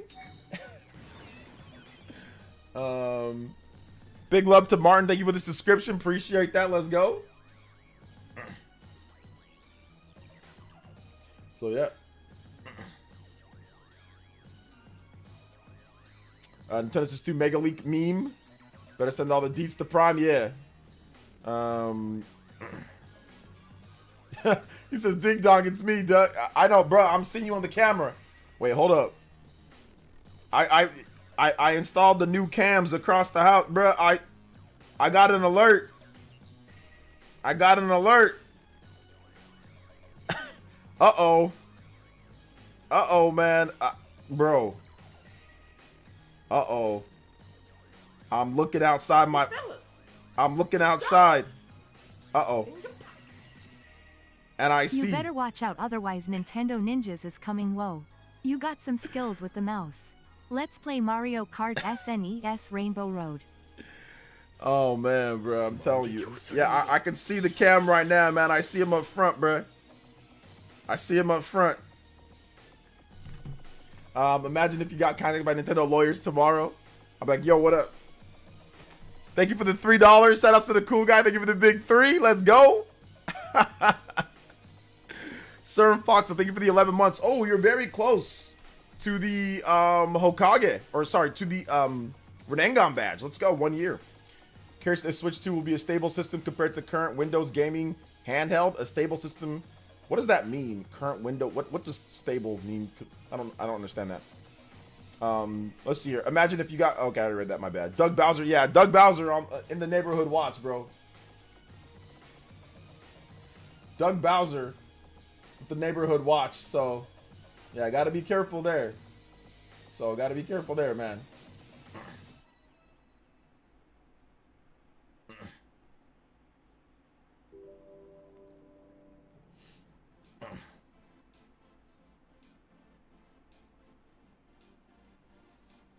Let's see here. I think he meant PC. Yeah, but what does he mean? I'm curious if the Switch 2 will be a stable system compared to the current Windows gaming hand. Like, what is like? I know what a Windows gaming handheld is, but what is a stable system compared to it? What is that? Like, is he saying that the Windows handhelds are not stable? So like, I don't understand like what he's talking about. You know. So. So yeah.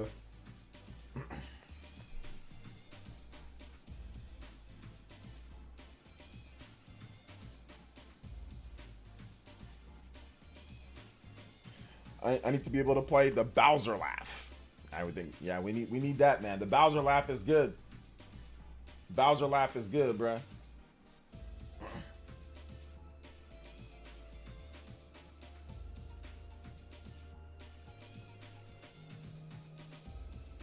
Guarantee whatever Nintendo does will be more stable than Windows.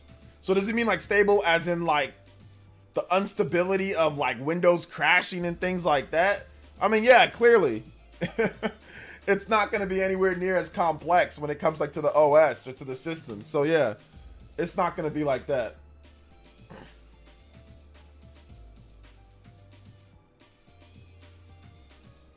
Good afternoon from Australia. Hey, shout outs, man. I appreciate that. I guarantee whatever. Yeah, it's going to be that for sure. Nintendo really won the VGAs. Majority of announcements are coming to Switch 2. Well, we don't know all that. They didn't win anything. So yeah. They didn't really win anything yet. So once they do, then yeah, you know.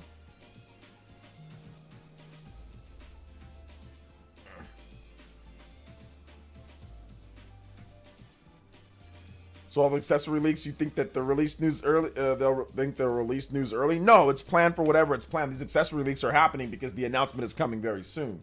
So it's not because these leaks are here and then they're like, oh, time to talk about it. It's more like these leaks are here because the announcement is coming very soon. It's the other way around, you know? So, other way around.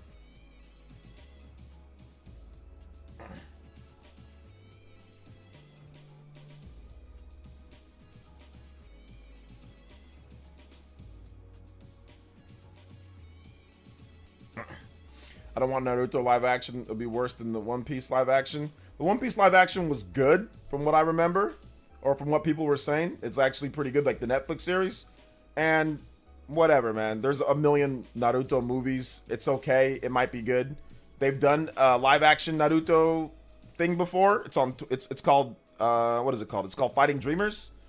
It's on YouTube though. It's a 2-part series, I think, and that was very good. It's very, very, very good. So, you know, let's just wait and see, man. If it sucks, then it sucks, but might as well have it, you know. So yeah.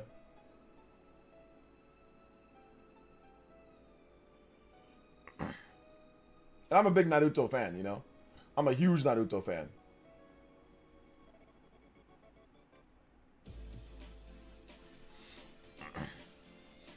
Let's see here, but shout outs though, guys. Good stuff. Make sure you guys hit that like button. We still got a bit more time on the stream, so if you guys have any of your questions, feel free to tag me once again at Players. It's hashtag Players by itself. More than happy to answer all of your awesome questions. Will Virtual Fighter ain't coming to Switch 2? It actually might. Dude, I would not be shocked if we saw Virtual Fighter on Switch 2. I would not be shocked at all. Especially Virtual Fighter being something that's big in Japan, and Japan's going to want to have a portable version of that game. So I would not be surprised at all if it came to Switch 2.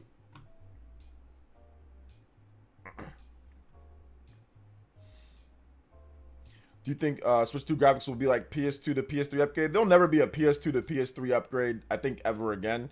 And no, you can't look at graphics in that type of way because the law of diminishing returns refuses that logic. That logic isn't feasible, you know, because of the law of diminishing returns. No matter what anybody wants to say, they can sit there and say, no, it's not.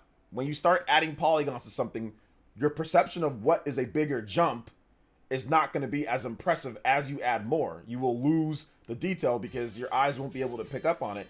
It's just the law, like the factual law of diminishing returns plays a part. So will we ever see jumps like we saw from SD to HD? No. Or from, you know, NES to Super Nintendo or Super Nintendo to 64. Like these type of jumps? No, because the law of diminishing returns rules that is not feasible. Until somebody breaks that law, until there's something that changes that, or our eyes, or we evolve in some type of way, that's not going to be a thing. At least for a lot of people. It's subjective, though.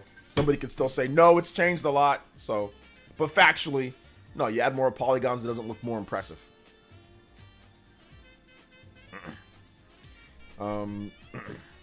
As a Naruto fan, could you see them remastering and condensing the main story minus filler? Yeah, I can see them doing like a Naruto Kai or something like that. I think One Piece is doing that. Dragon Ball Z's done it. I think Naruto will do it at some point. Let's see. I don't get the appeal of live action adaptations. You want it to look worse? Live action adaptations can be really good if well done. Once again, Naruto has a really good live action adaptation. That's a fan driven thing, and it's really good. If you don't believe me, go watch it. I don't know if there's copyright on there or not. I'd show you guys some of it. I mean, if maybe I can look it up, we can watch a little. But it's actually really good. Like, legitimately, I'm not capping here. It's good. I mean, obviously, it's not going to be as good as like what you can do like with an anime, and it's not like Michael Bay, or it's not like the budget isn't like, oh my gosh, it's crazy. But they nailed the characters. They nailed the vibe of the show, and it feels a little bit different because it is live action and because they are moving in a certain type of way that humans would normally move in. So like when you see certain moves in anime, clearly most normal people can't move like that. So like when you watch it in a live action, they'll do the moves in a way that looks obviously more like a normal human doing the move, and it just gives a different vibe to the show, like, or to the thing, you know. It just gives it a different vibe. I don't know. So yeah. Cowboy Bebop killed the rep of a live action. Cowboy Bebop killed the rep of a live action. Yeah, Cowboy Bebop definitely killed it. But then One Piece is good. So yeah. One Piece is good. Switch 2 is probably going to have more memory, but the problem though, Yum Yum, is that memory is expensive. Look at the Steam Deck, right? You buy a Steam Deck, if you want a good amount of memory, how much are you paying for that? You're paying a lot. You're paying 600, 500 something plus tax, so 600, or you're paying up to $700 to get a lot of memory. So you're saying that you want a proper memory, but do you want to pay to have just that more memory instead of using an express SD card that's going to be way cheaper. So people say that they want that, but I don't think they actually want to pay that price for a Switch 2. I don't think for the sake of, I have 512 gigabytes of SSD memory in here, or I have a gigabyte or 2 gigabytes. Do you really want the price to be that high because of that? Because that's what's going to happen if they decide to put like that, the SSDs in there. That's why the Steam Decks are really expensive. Part of it is because they have these fat memory in there that jumps the price up quite a bit. So you say that, but I don't think you actually want that, you know? I don't think you truly want that, because then it's going to jump the price up. I think you'd be okay with like 128 and an SD card. That's way cheaper. I think you'd be fine with that. Or using cartridges that don't use up space at all, that you could actually play it off the cartridge. I think fans are probably more in line with that than saying, no, put a bunch in there and then jack the price up. Punish with another $2, or no, sorry, punish with the $5. So OJ, you aren't allowed to watch the live action One Piece until you watch the anime, bro. All 1,000 episodes, them the rules. I haven't watched the live action One Piece. I just heard that it was good. So people just said, like, One Piece fans said that it was good. So yeah, I haven't watched it. 1.5 terabyte micro SD is almost the same price as a 2 terabyte NVMe SD. A 1.5 is almost the same price. No, they are not. When you're talking about for a system, absolutely not. If you're talking about an SSD put into a system, that's very different from an off-the-market thing put into a PC. That's not the same thing. For a system that the size of the Nintendo Switch, how thin it is, that's not the same thing. It wouldn't be the same price. It would be more expensive. You'd have to get them custom fitted. It's very different. Trust me, the Steam Decks would be cheaper if that was the case. You're just comparing off-the-shelf PC, whatever the case is. If you're talking about an actual system, that would jump the price up of the system quite a bit if they did that. So no. Let's see, it's going to use micro SD Express cards. It's going to report it won't be cheap at first. Micro SD Express, yes, it did say that it's going to use some of those for it, which they're good. They're fast, but they're not as fast as like the best ones. But I personally don't want Nintendo to put in crazy fast SSD and jump up the price of the system. You know, I don't want that. I don't mind using a micro SD card if that's going to save on the system, because the most important thing are the games and how they play and how fun the games are. And the most important thing as well is getting sales. If you hike the price up to a Steam Deck price because of an SSD or because you want it to be all this advanced and stuff like that, yeah, you're happy. But you know what's going to make you not happy? When the system doesn't sell and it flops because it's too expensive, or because there's just problems with production, or they can't make enough of them. Look at the Steam Deck sales. The Steam Deck has sold nothing compared to the Switch. It sells so much worse. Look at all the PC handhelds. All those systems sell worse. They're too expensive. They have these fat SSDs in there, or memory in that jacks the price up. Obviously, the hardware is good, but none of them sell. You're not going to get new games. You're not going to get new stuff if it doesn't sell. So the big thing for me is affordability. Hey, look, give me the options to expand my memory. I don't need it packed in with 1 billion gigabytes. And learn to optimize the games. Get the game sizes down.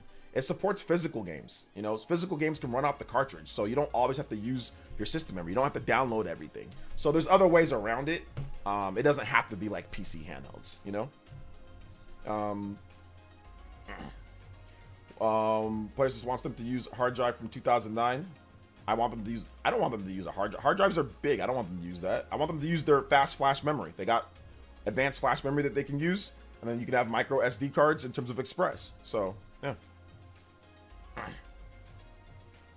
Let's see. Don't say that to the PC community. They'll argue with you. The PC community thinks that Steam Deck is selling good. So the PC community doesn't know what they're talking about. What I said was all facts. Like, what I said was facts in terms of the price. What I said was facts in terms of the system sales. It needs to be affordable. Steam Deck, Valve can charge $500 something for a Steam Deck because it doesn't matter if Steam Deck sells or not. It's a side thing. It's a side project. It's not their main business. It doesn't matter if the Steam Deck sells.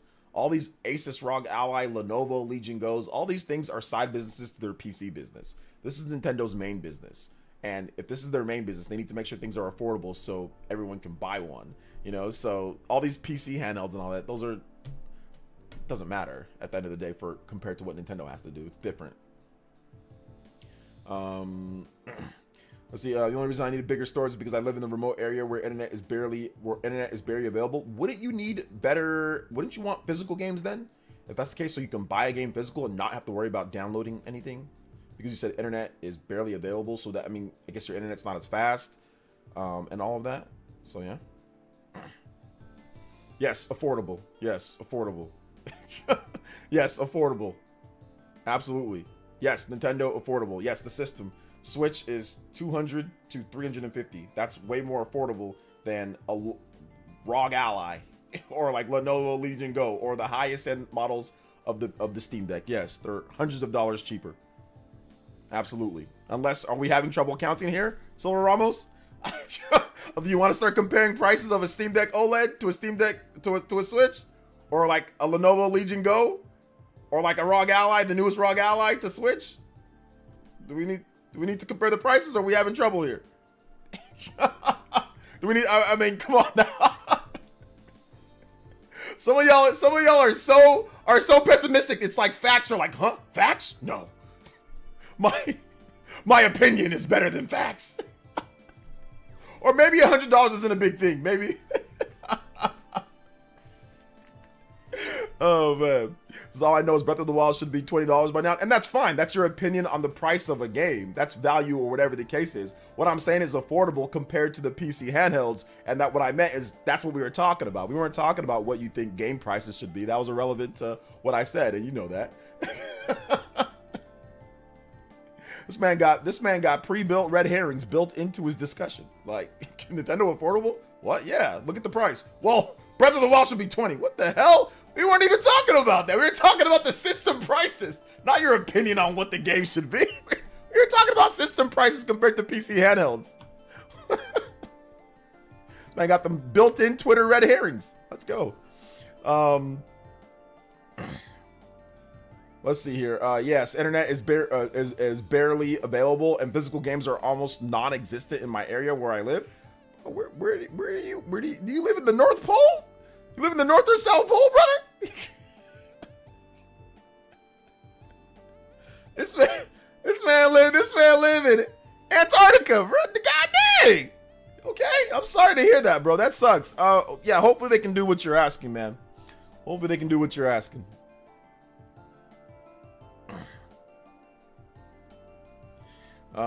Let's see here. Do you think any of the games announced at the Game Awards will be switched to like Onimusha and Okami? Oh yeah, Okami's a Switch 2 game, 100%, or 99.9%. Onimusha, probably. It's 2026, so yeah, those games have plenty of time. Okami 100% is like I'm very. It has to be. Okami has to be. Okami definitely is. I don't know about Onimusha, but I'm pretty sure Onimusha is as well. So yeah. So I'm pretty sure.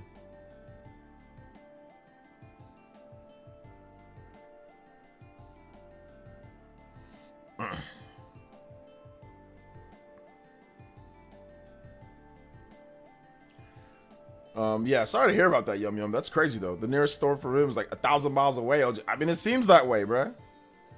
It seems like the nearest store is very far away. This man out here struggling. Sorry to hear about that, bro. Okami will be a Switch 2 game just like Monster Hunter and the NX game was. Just like Monster Hunter World was an NX game. Actually, the rumor is that Nintendo was, and I remember covering this because I had a debate with Retro Death on this one.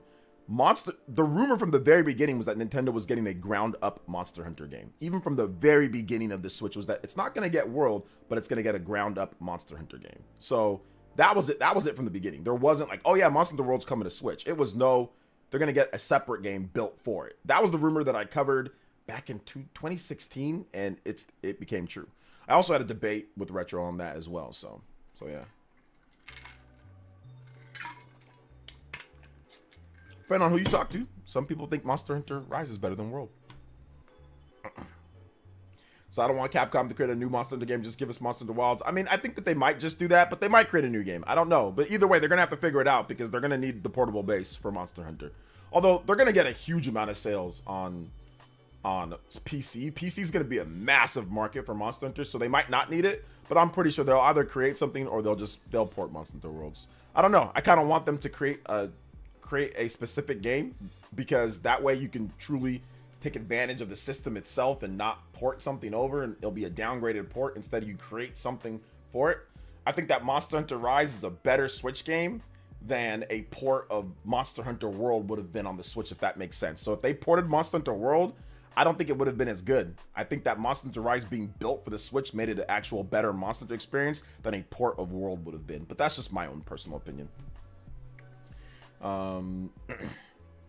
Just give us both. I mean, that's a lot of resources. You kind of have to pick what you're going to do.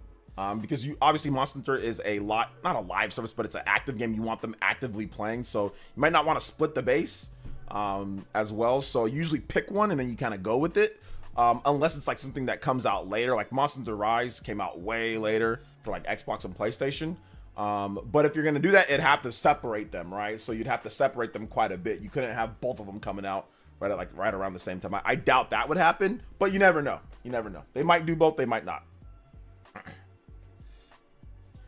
I'm pretty sure Wild is gonna have a massive life cycle though. Like I think that they invested a lot of money into it, and I think that they definitely they definitely want it to last for a long time, because they put a lot of money into that game, man. So yeah. You say I just beat Donkey Kong Country 2 on the NSO. The final boss was cool. The game was fun. Yeah, it's really good.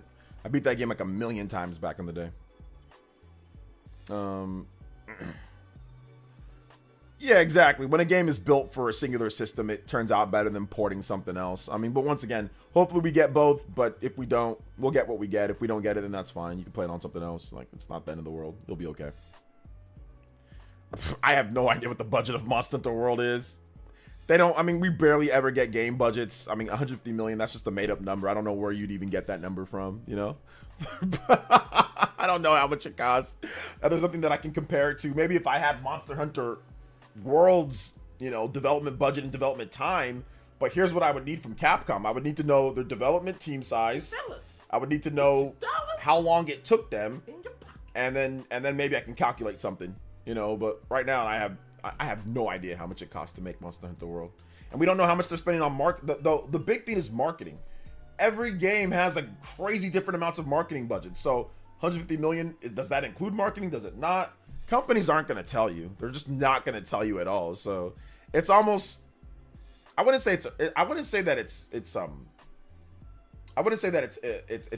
not important, but it's something that it's not relevant as much, because they're never going to say anything. I mean, how many times, we don't know the development budgets of nearly any Nintendo game. We can only guess.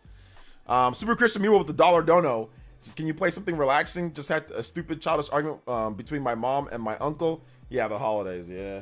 I mean, this is kind of relaxing, and then Jazzy NYC is next, so I mean, I can play this. This is pretty relaxing, so sorry to hear about that, brother. Holidays definitely can bring the best and worst out of people at times, So yeah. Do you think Platinum Games might get dissolved in the next couple months, like what Nate the Hate said in the Xbox Spawncast video? With so many people leaving, I mean, it could happen, bro. It could. With so many people leaving, and what contracts do they have? I mean, Platinum Games might go, yeah, might be dissolved, or something might happen, because a lot of their main players have left. So, yeah, it could. Let's see here. Is it even ethical to hunt monsters? Yes, it's very ethical. Nintendo's not going to buy Platinum Games. They were never going to buy them, and they were never going to keep... Camille was never going to work for them on a normal scale. So, no, that was never going to happen. You don't have to be sad. It was never going to be a thing. It's like being sad that I don't know, that you can't fly. It's not going to happen. At least not now. Not in our time. Well, it might happen in you guys' life, but I mean, it could. If they really wanted us to fly, they could make it. But some of you guys might, depending on how young you are, some of you guys might fly. How about that? But most of us will not. But some of you guys, there might be a way when you're really old to sprout wings, to grow wings and fly. but not right now.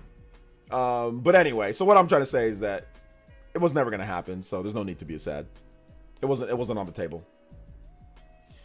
You did not just say we would fly. Absolutely, humans will be able to fly at some point. Absolutely. It's just a matter of the right combination of science and DNA, messing around with DNA.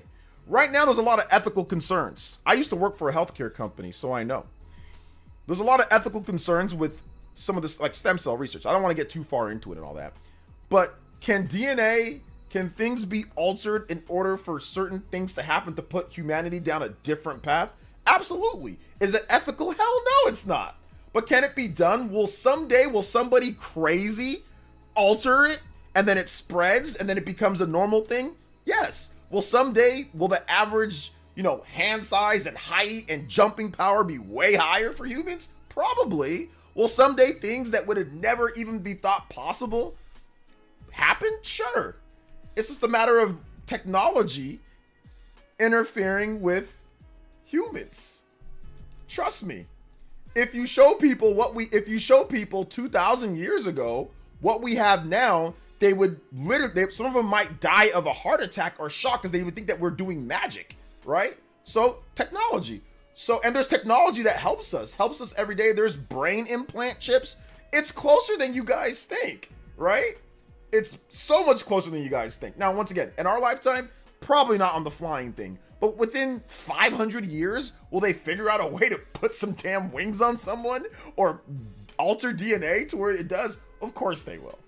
Of course they will. Once it becomes not an ethical problem, they'll start experimenting. Will there be terrible people that do terrible things with that information and all that? Yes.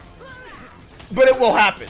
It's gonna happen. If it doesn't happen through DNA, it's gonna happen through mechanical. It's gonna happen through them just augmenting people, Which, once again, we already have body augment. Like, if you really want them, we already have that. But it's just not practical. It's not affordable. And some people might think it's unethical. So we just got to get past that phase, which, like I said, probably won't be in our lifetime. But generations down the line, it'll happen. Punch with the $2 says Michael Jordan was flying in the 80s. Well, he came down. It looked like he was flying, but then he came down, He came down. Let's see here. We still don't have... No, we have flying cars. The problem is that, once again, price. Is there technology for a car to fly? Yes! Yes! If the government and people really wanted flying cars, you could have a stupid flying car if you really wanted one. But once again, the problem, we have hovering technology. Hovering technology has been around for forever. All you got to do is put enough of them to where it floats the car up. That's all you got to do. Now, obviously, driving it and all that and the mechanisms, but dude, flying cars are not oh my gosh, there's no way. Dude, they could do a freaking rocket ship that flies up to the moon. Tell me you can't make a car that hovers around and drives around? Of course there is. The only thing is that, once again, it's the price. It's like, who can the multi-millionaires, billionaires, and powerful people, is it practical to rake in money from us? No, not yet, So not yet. Let's see. Yeah, I don't know why anyone would buy platinum. All their staff is gone and they don't own any IPs. Exactly. So there's no point. So, Tesla discovered the tech for electric vehicles, not the company, the actual person back in the olden days. All the technology or all the things in the world, the technology's not developed, but everything that you need for the most part is here. It's just a matter of somebody figuring it out. Electricity wasn't a new thing when they figured it out. It'd been around. It's a matter about actually applying it, getting somebody smart enough to understand and then apply it and then do it, right? So, but electricity isn't oh my God, it's a new thing that started with Thomas Edison or whatever. You know what I'm saying? Oh my goodness, what is this? No, it's been around, it's been there, but there was nobody that could harness it with what they've built with whatever. So it's all about just the progression when somebody figures something out. I mean, look how long it took them to figure out peanut butter, bro. We out here. Look how long it took them to figure out peanut butter. When was peanut butter made? When was peanut butter invented? Was that brother that invented peanut butter back in the day, 18 something? Peanut butter invention or invention date. What year? Peanut butter was invented in 1895. How the hell did it take them that long to invent peanut butter? So, wait a minute. There's a peanut right there. Crush it up. By golly! God darn it! Delicious! So, look how long it took them to figure out peanut butter, brother. So, yeah, and peanut butter been around. It ain't like it said, "Hey, peanuts." We're like, "Hey guys, we're new here. Hey, peanuts." Peanuts been around, you know. So it's just a matter of somebody applying. Hey, there's this type of technology. There's this type of thing. Let me try this. Oh, let me try this. Boom. Then they figure out something new. Once they do that, or even like messing with DNA, we people look at DNA. Did they have DNA testing back in the day in 18 something? Hell no. You killed somebody, you're probably gonna get away with it unless they caught you red-handed or you were black. But outside of that, like, I'm joking. I'm actually not joking. But like, back in the day, man, they would just, people would be just getting away with stuff. Even in the 60s, it was so easy because we did not have the DNA technology.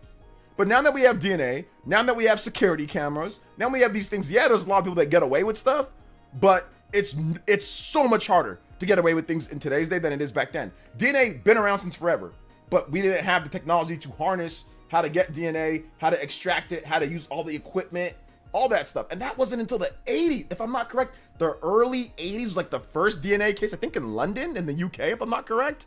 I'm not 100% sure, but I know it was like early 80s, and it was it was ghetto DNA, man, bro. You had to drain their whole arm. It was such ghetto DNA, and then it got better and better and better. And even DNA testing from like the 90s is light years behind the DNA testing now. Now at this point, man, you can even tell what eye color that they're gonna, like, somebody's gonna have from their DNA. You can even give good characteristics and features to help law enforcement figure out who did what, when, where, and how, right? So that type of, guys, in 100 years or 200 years or 300 years, that stuff's going to keep advancing. And that's going to lead to more things and lead to more things and lead to more things. You see what I'm saying? So, or just imagine like when you were first born and the technology compared to now. Like, yeah, a lot of the base technology is the same, but it's gotten so much more efficient, you know? So people will figure out new things will be made, things will evolve. It always happens. But like I said, if you showed somebody today's day that lived 3,000 years ago or 2,000 years ago or 1,000 years ago, they think that you're crazy. They would think they would flip out. They think that you're doing magic. You might get burned at the stake. They try to think that you were a witchcraft, that you were a witch or something like that, right? So yeah.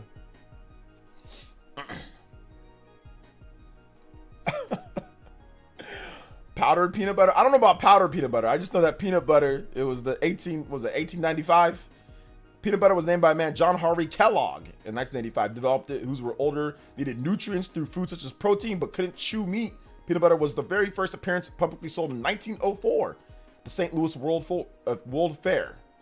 I bet they were like, bro, imagine being the first person ever to buy a jar of peanut butter. Like, imagine being the first person ever to understand peanut butter. When that brother made peanut butter, he was like, oh my gosh. Imagine being that dude making peanut butter, just being like, oh, I made peanut butter. That was probably goated. It probably didn't taste as good though as peanut butter now, right? But still, just imagine making that, being like, bro, this is lit. Oh man, mouth is dry as hell, but he can't. Oh, I can only imagine making that peanut butter and tasting like, oh, this is getting one of them old school Skyrim bread. You know what I'm saying? That old Skyrim that might have a bug in it or not, but it gives it a little bit more flavor back when no refrigerators and stuff. They had ice back then though, right? How they had ice. Did they have? Yeah, they had ice. But then back in those old, like when you go into the houses in Skyrim, a cheese wedge just sitting right there on top of the shelf. Oh man. So yeah, man. I can see in the future us being born with type of power like quirk. Oh yeah, absolutely. Like some type of weird quirk or some type of thing. I mean, it's gonna take a while for something like that, but that's probably distant future. And you're gonna have to have some meddling. Like somebody's got to meddle with something, like with DNA. Like you're gonna have to have somebody do something like unethical. Somebody's got to do something unethical. You know what I'm saying? Like stuff like that. Like you're gonna have to like do like Homelander stuff, you know, or like yeah, it's gonna have to be like what's it called? Like The Boys. You ever seen The Boys? It's gonna have to be like that, like where they intentionally like inject, like they try to act like, oh, it was normal. People just were born like that. Nah, they made it. They created it, and then they started injecting it and testing people, and then it became inherited, like between like father or mother that has it, and then it was passed down. But yeah, it's gonna, like I said, you're gonna have to take some really unethical people with a lot of money that can hide it. It's gonna have to be corrupt. There's gonna be like a bad thing. But yes, could they do that eventually? Yeah, probably. I mean, but it's like, once again, like it's ridiculously unethical to do stuff like that, right? So, but I mean, yes, it'll happen at some point, or they'll do mechanical, like Boruto, like mechanical jutsus and stuff like that. But once again, regulation, government, all that type of stuff, you know. Absolutely. I mean, I don't know if China's doing it. I don't know if people are doing it, but here's what I do know. At the time when I was working for a company, I won't mention which company, they were doing things to extend lifespans of animals, of rodents, of all sorts of stuff, like years. They were doing things that let them grow different body parts. They were doing all sorts of weird stuff, bruh. They were doing all sorts of weird stuff. Now, can you test that on humans? No, they weren't. But do they want to eventually test it on humans? Of course they do. But they're just keeping it for a rainy day in the future so they can sell it to someone, right? Sell it to somebody that says, hey, this can increase your lifespan by 10 years, right? Even, hey, it might be snake oil juice, but they're still doing it. You know what I'm saying? Like, they're still doing that. So yeah, there's all sorts. And once again, this was decades ago, right? This was a decades ago. So yeah, there are people out there that are in the Dexter's lab, like lightning in the background, pouring juices, and have somebody strapped to someone, let me out of here. Turn it into like, got like one hand looking like the Incredible Hulk and stuff like that. I'm pretty sure there are people out there that are getting tested, bro. It's just, it ain't gonna be anything anytime soon, you know. Let's see here. China, not that I heard of, but I'm not gonna accuse that. You know, I'm not gonna say that yet. But are there people working on things that people would say, yeah, that's unethical? Absolutely. Do the people want to have bio soldiers? Absolutely. Imagine a soldier for war that can see at night with no night vision goggles, that literally can flip a switch in his brain, a mechanical thing that lets him see at night. He can be the ultimate night predator, or someone that can change skin like Snake Eater. You know what I'm saying? He can be the ultimate stealth infiltration beast. That's what Boss was. That's what Snake was. Imagine that. That thought process, it didn't come from out of nowhere. Kojima didn't think about that out of nowhere. That stuff's been happening, bro. They've been doing stuff like that. So yeah, someone's gonna have the power to turn into giants. Hey, what's up, Huddy? Says, yo, Ninja, just got back from my work Xmas party. Can I get some Skies music? Absolutely. Well, this will be the last one. Then we're gonna have to wrap it up for here, guys. Skies of Arcadia. Thank you for the 43 months. Oh my goodness. Thank you so much, man. I appreciate that. Skies of Arcadia Battle 1. Thank you so much, Huddy. Appreciate you, brother. Hopefully you had fun at your work Christmas party, if I can speak correctly. So hopefully I can hopefully you had fun at that, man.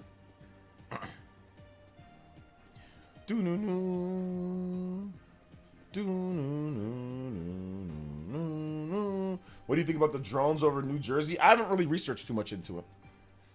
There's a really good book on the history of science. Yeah, I bet. OJ, do you remember Area 51? Chendo J, Naruto running? I do remember that. Let's see here. I do. Shout outs though. Appreciate you, Huddy. Let's go. What's going on with those drones? OJ, are you a PB and J or PB banana guy? I like both. But recently, I've been just doing PB and J, just one half teaspoon each, and I've been getting like this Nature's Owl buttermilk, like light bread. It's like 40-50 calories or something like that. And I just like If I just need like a snack, I'll just eat that. Yeah. But I mean, I used to like when I was younger. Yeah, I love it. Peanut butter banana. Mac Mega with the $5. Let's go, Mac Mega. All this talk about augmenting DNA and splicing genes is making me want to play Stellar Blade again. Yeah. We all gonna be Chads like Adam and babes like Eve and be doomed like them as well in the future? Also, can you play Poison's theme from USF4 PLS? Yeah. There's gonna be, at some point, there's gonna be a dark future where stuff like that happens at some parts of the world. But I think that really where it's really gonna take off is when humankind masters space travel and like we can start actually inhabiting planets that we can't. So like somehow we can inhabit like Mars or something like that, right? And we can get there faster and we can inhabit it and we can make air there and make it breathable and all that. Once that happens, once you're further away from the social construct that we have here in this world and somebody goes to create something else and repopulation, but it's going to take a long time for that, you know? Once that happens, then yes, all of that will happen, but that's, like I said, so far into the future. I love powdered peanut butter, golden syrup, banana on a warm French bread. That sounds actually really good. That sounds super good. I always wonder if another planet knows our existence but refuse to interact. I mean, there's been so many documented things. I think even the government has some stuff, right? That where that could potentially be a thing. But you know, who knows? I mean, in Mass Effect, let's just keep it gaming to keep it not get too crazy. In Mass Effect, it didn't happen. I think it was 21 something. And it's because humans found technology called a mass relay. And with the technology, that jumped like humans then lived in a certain way, but that jumped the technology up like hundreds of years, you know? Yo, that's it with the Udaboodles! This was for the JoJo Bless. Friday that was missed, still on the road, but need to drop the Unfortunately. dono. Have a great night, OJ. Happy holidays. Yes, sir. Music request F0GX Big Blue. Yeah, dude, I'm totally sorry about the JoJo Friday, man. I was just so busy between like the handyman coming. I had to get like a full, complete, you know, security system all set up. We got to get all that located, everything all wired up, and so I got all that. And we needed to get like other stuff, like just stuff inside the house. I need to fix some things. And then I also had to hang out with my daughter. So we were doing that yesterday and even today. That's why I was a little bit later today. I couldn't even work out the past 2 days. So I've been busy, but I'm sorry about that, guys. But we'll be back. Like I said, hopefully we'll be back tomorrow, you know, as well. I'm going to play that dono. I'm going to play that dono request for you. Shout outs to Vadset beating out the Hokage and Stream Ninja by 74 cents. I mean, it's less than the Price is Right, you know? It's less than the Price is Right. Yo, Vadset. Thank you so much for the $20. All right, let's get Poison's theme. Let's go. Street Fighter 4. Thank you so much, Mac Mega. And we're going to get your theme after this, Mr. Vadcent. Vadcent. I can't type. $20.74. Anybody who's more than $20.74, you can bid out Vadcent on both boards if you've already supported. Just to track the difference. You know the deal. My man, Super Christian Mule, thank you for the 52 months. Hey, let's go.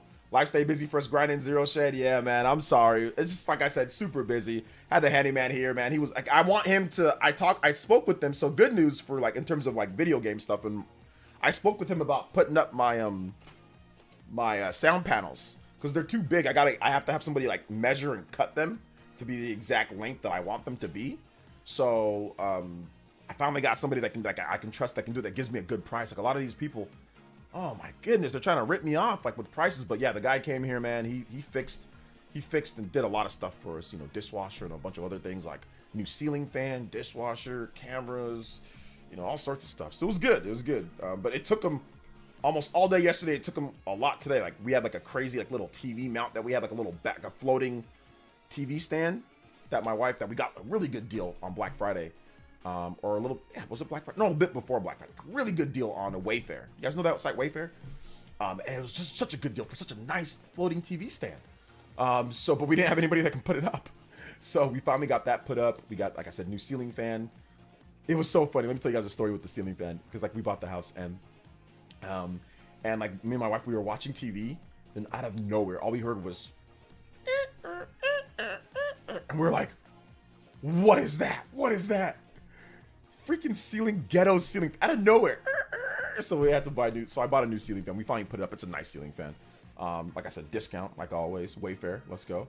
I think it was 4th of July. Yeah, 4th of July discounts they were giving away like they would be like $300 or $400 fans. You can get them for like $70. Or it'd be like this, like floating TV stand, big nice floating, like those TV stands would be like $600 something. Get them for like $200, $300. And like we had these accent chairs, super like $600, $700 accent chairs. They're selling them for like $100. It was crazy. Like Wayfair just had a crazy nobody's buying this sale. So yeah, we basically all that stuff that I got before, like all those like, you know, for good price, like we finally got all those like installed today and all that. So it was great. So it was pretty cool. All right, next up, F-Zero GX. F-Zero GX Big Blue. F-Zero GX Big Blue theme. Let's see, I've literally repaired every appliance in our house. Being a homeowner can be exhausting. Yeah, it really can. Yeah, and it wasn't cheap either for me to pay the guy, but he was cool about it.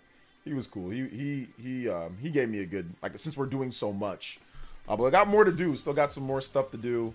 Some more stuff to clear out. More stuff to do. But yeah, being a homeowner can be exhausting. But, you know, it's good. It's good. Like, we're adding value to the house. And I would not, I mean, listen, man, I would not have it any other way, dude. Like, it's good to be able to come home. Even if it's an apartment or a condo, being able to have, like, a home that you can call home. I don't care how big or small it is. Like, even if you live with your parents, man, just having a home, just got to be grateful, right? Like, a lot of people talk about, you know, how big your house is or how small it is or where you live, man. But I'm telling you, there's a lot of people who don't have a home. A lot of people who don't have a home at all. They don't have a real home where they have somebody that loves them or family or friends or somebody to come home to, or little sister, little brother. They don't got anybody, and they're out in the street, man. So I'm just thankful that I have a home. Like, I smile every time I wake up. I'm like, oh, man, it's a home. Like, you know, like, it's something. And yeah, there's a lot of growing pains and a lot of issues, but I don't think I'd have it any other way, man. It's nothing like coming back to home and just being able, yeah, this is mine, man. I can relax. So, ceiling creaking? No, it was a fan creaking, and I don't have any neighbors on top or anything like that. It's just a single family home, you know. I don't have anybody above me or to the, I mean, there's people to the side of me, but that's like, there's a good amount of distance between my house, well, a normal distance between my house and their house, between backyard and like normal distance. So yeah. But no, it's not like a bed. It was just kind of like, it wasn't like, it wasn't going fast. It wasn't like that. It was like, you can tell that it was something spinning, creaking. 100% people got to be more grateful for their privilege, man. I'm telling you, bro. Man, I'm telling you, man. Like, you know, it's humbling, but at the same time, you know, this is my second house now. It's humbling, but at the same time, like I said, I'm very grateful. Very grateful. Because, like, we had a little bit of a scare the other day. And my wife, we were talking, like, wait a minute, hold up, what's going on? I mean, we were able to get it situated and settled, but it was like, whoa, what's going on? You know, like, we want to live here for a while before we go somewhere else. So yeah. Sorry, can you finish that conversation before you got paused? I was super interested in your perspective. I don't know what conversation you're talking about, like. Punish Sicilian with the 2 says, a home can be on wheels, bro. Bro, it can. I mean, if you live in a trailer park or whatever, it can still be a home. It can still be a home. Just be, like I said, just be grateful that you have somewhere a roof over your head, a bed to sleep in, food to eat, you know, blankets. I always get more sentimental about this stuff during the winter time because it's cold. And I always look at, sometimes, like, if I see stuff people are struggling, you know, but it's like I said, like, if you have a home that you live in, regardless of the situation, whether it's yours or not, just be happy, man. Be grateful for that. You got video games to play, you've got friends to talk to, you got people online or whatever the case is. You got to be grateful. I mean, obviously you want to always strive for more or for better, but I'll be honest, man, I'm so happy, like, with how things turned out, man. Like, with how things turned out, and I'm gonna keep on striving for things to be better for all of us, not just, you know, what I got here, like, for our online, for our community and stuff, man. So Very happy about that. Do I have any cool neighbors? My neighbor, well, if you're facing my house to my left of me, he's pretty cool. Yeah. I mean, but I don't hang out with anybody. I think like across from me, there's a neighbor, there's like a high school girl. And like, cause I see kids, they're like practicing like prom dancing. So I think that there's like a high school girl, and like there's some high school, there's some like little kids that live a little bit like in like my same area. Some of my kids, just like families, just normal families, nothing too crazy. But like the people where we're not all like neighbors aren't here. It's not like the movies or like where neighbors are all super buddy or anything like that. I don't really have any buddy like super neighbors or anything, you know. It's just never been that way. So yeah. When I was younger though, oh yeah, like I used to hang out like with the kids on the block.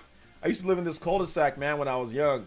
There was a guy, it was a cul-de-sac, and there was a guy like across the street. There was a dude there named Kurt. He was cool, redhead, pelirrojo, and he used to come and we used to skate all the time. We used to skate, and then the people that lived right next to me, they would skate too. And then the people that lived, there was a girl that lived like 2 houses down, and she was cool too. Like I would hang out with her when I was younger. And then was there anybody else in that block? Nah, but like if you went to like behind me, it was so funny. One of my good friends, like we like shared, like his house was like not in the same cul-de-sac, but like on the other side. But like we had like, you know, if I looked over, that was like his backyard. My friend Steven. So I would go hang out with him, and he skated too. And then another guy that I went all the way through like elementary and even up to college with, that I played against in football, and I played with him in junior college football. He lived like in that neighborhood, and he would skate too. It's the same guy. Remember the same guy? Let me tell you, it's so funny. The same guy where Hunger Games, OJ, for those who remember that story where that crazy kid was chasing me, and that one guy, Greg, he grabbed me, was like, Jared, he's here. It's that same dude. That was so funny. So like when I was younger, yeah, the neighbors, it was, I remember there was another guy that was in front of me, my friend Greg, another Greg. There was 2 Gregs, but it was a white Greg. There was a Mexican Greg and there was a white Greg. White Greg, I was really good friends with this family. Like really good. They had me there all summer. They'd feed me, they'd take me places, they'd buy me stuff. Like we were like really good friends. They would just keep me, I would just stay at that place. I don't know how, I don't even know how I went. This was a long time ago, but my mom was just like, yeah, cool, go. And I would just not come back to my home. I think it was when I was in 5th grade. Yeah, when I was in 5th grade. I would just stay there all summer. I'd be like, yo, mom, I'm going over there. She'd be like, all right. And I would not come back for like weeks. And I'd be like, hey, mom, I'm here. I'm out. And I just go right back to their house. And like I said, they would feed me. They would, you know, whatever.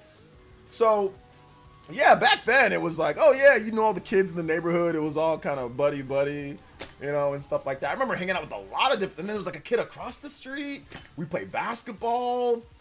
Oh my gosh, there was a multitude of just kids in the neighborhood that I would hang out with or whatever and all that, like neighbors, but not anymore. Like, I don't even see that in today's day. Like, the kids in today's day, I don't even see that too much. I see it a little bit, but not too much. So that's the punishment, another $2. It says, sometimes a family is just your cat and your roommate. Yeah, that's true. That's true. Red Beard and Sausage with the $3 says, thanks for being awesome, man. Yo, thank you, man. I appreciate that. Thank you. Thank you for being awesome. Thank you for coming out to the stream. Yeah, so I mean, back then it was a little bit different than today. Excuse me. So yeah, man. Shout out to the combo breaks, guys. But all right, now we definitely have to stop it here. I wanted to get through all the extra donos that we got for the music, but we're definitely gonna have to call it here. We are gonna have a new video tomorrow. We should have something for you guys.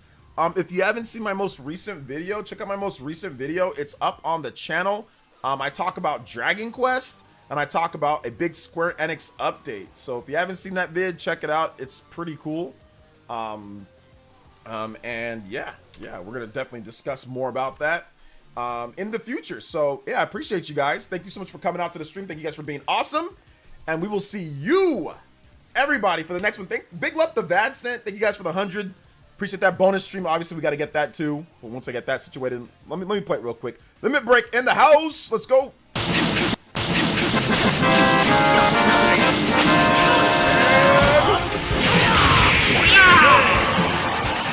Limit break. We're gonna get a bonus stream for sure. So, guys, love y'all so much. Thank you for everything tonight. Thank you guys for being awesome. Shout out to all the viewers, man. We had 600 plus viewers tonight between Twitch, YouTube, and Twitter.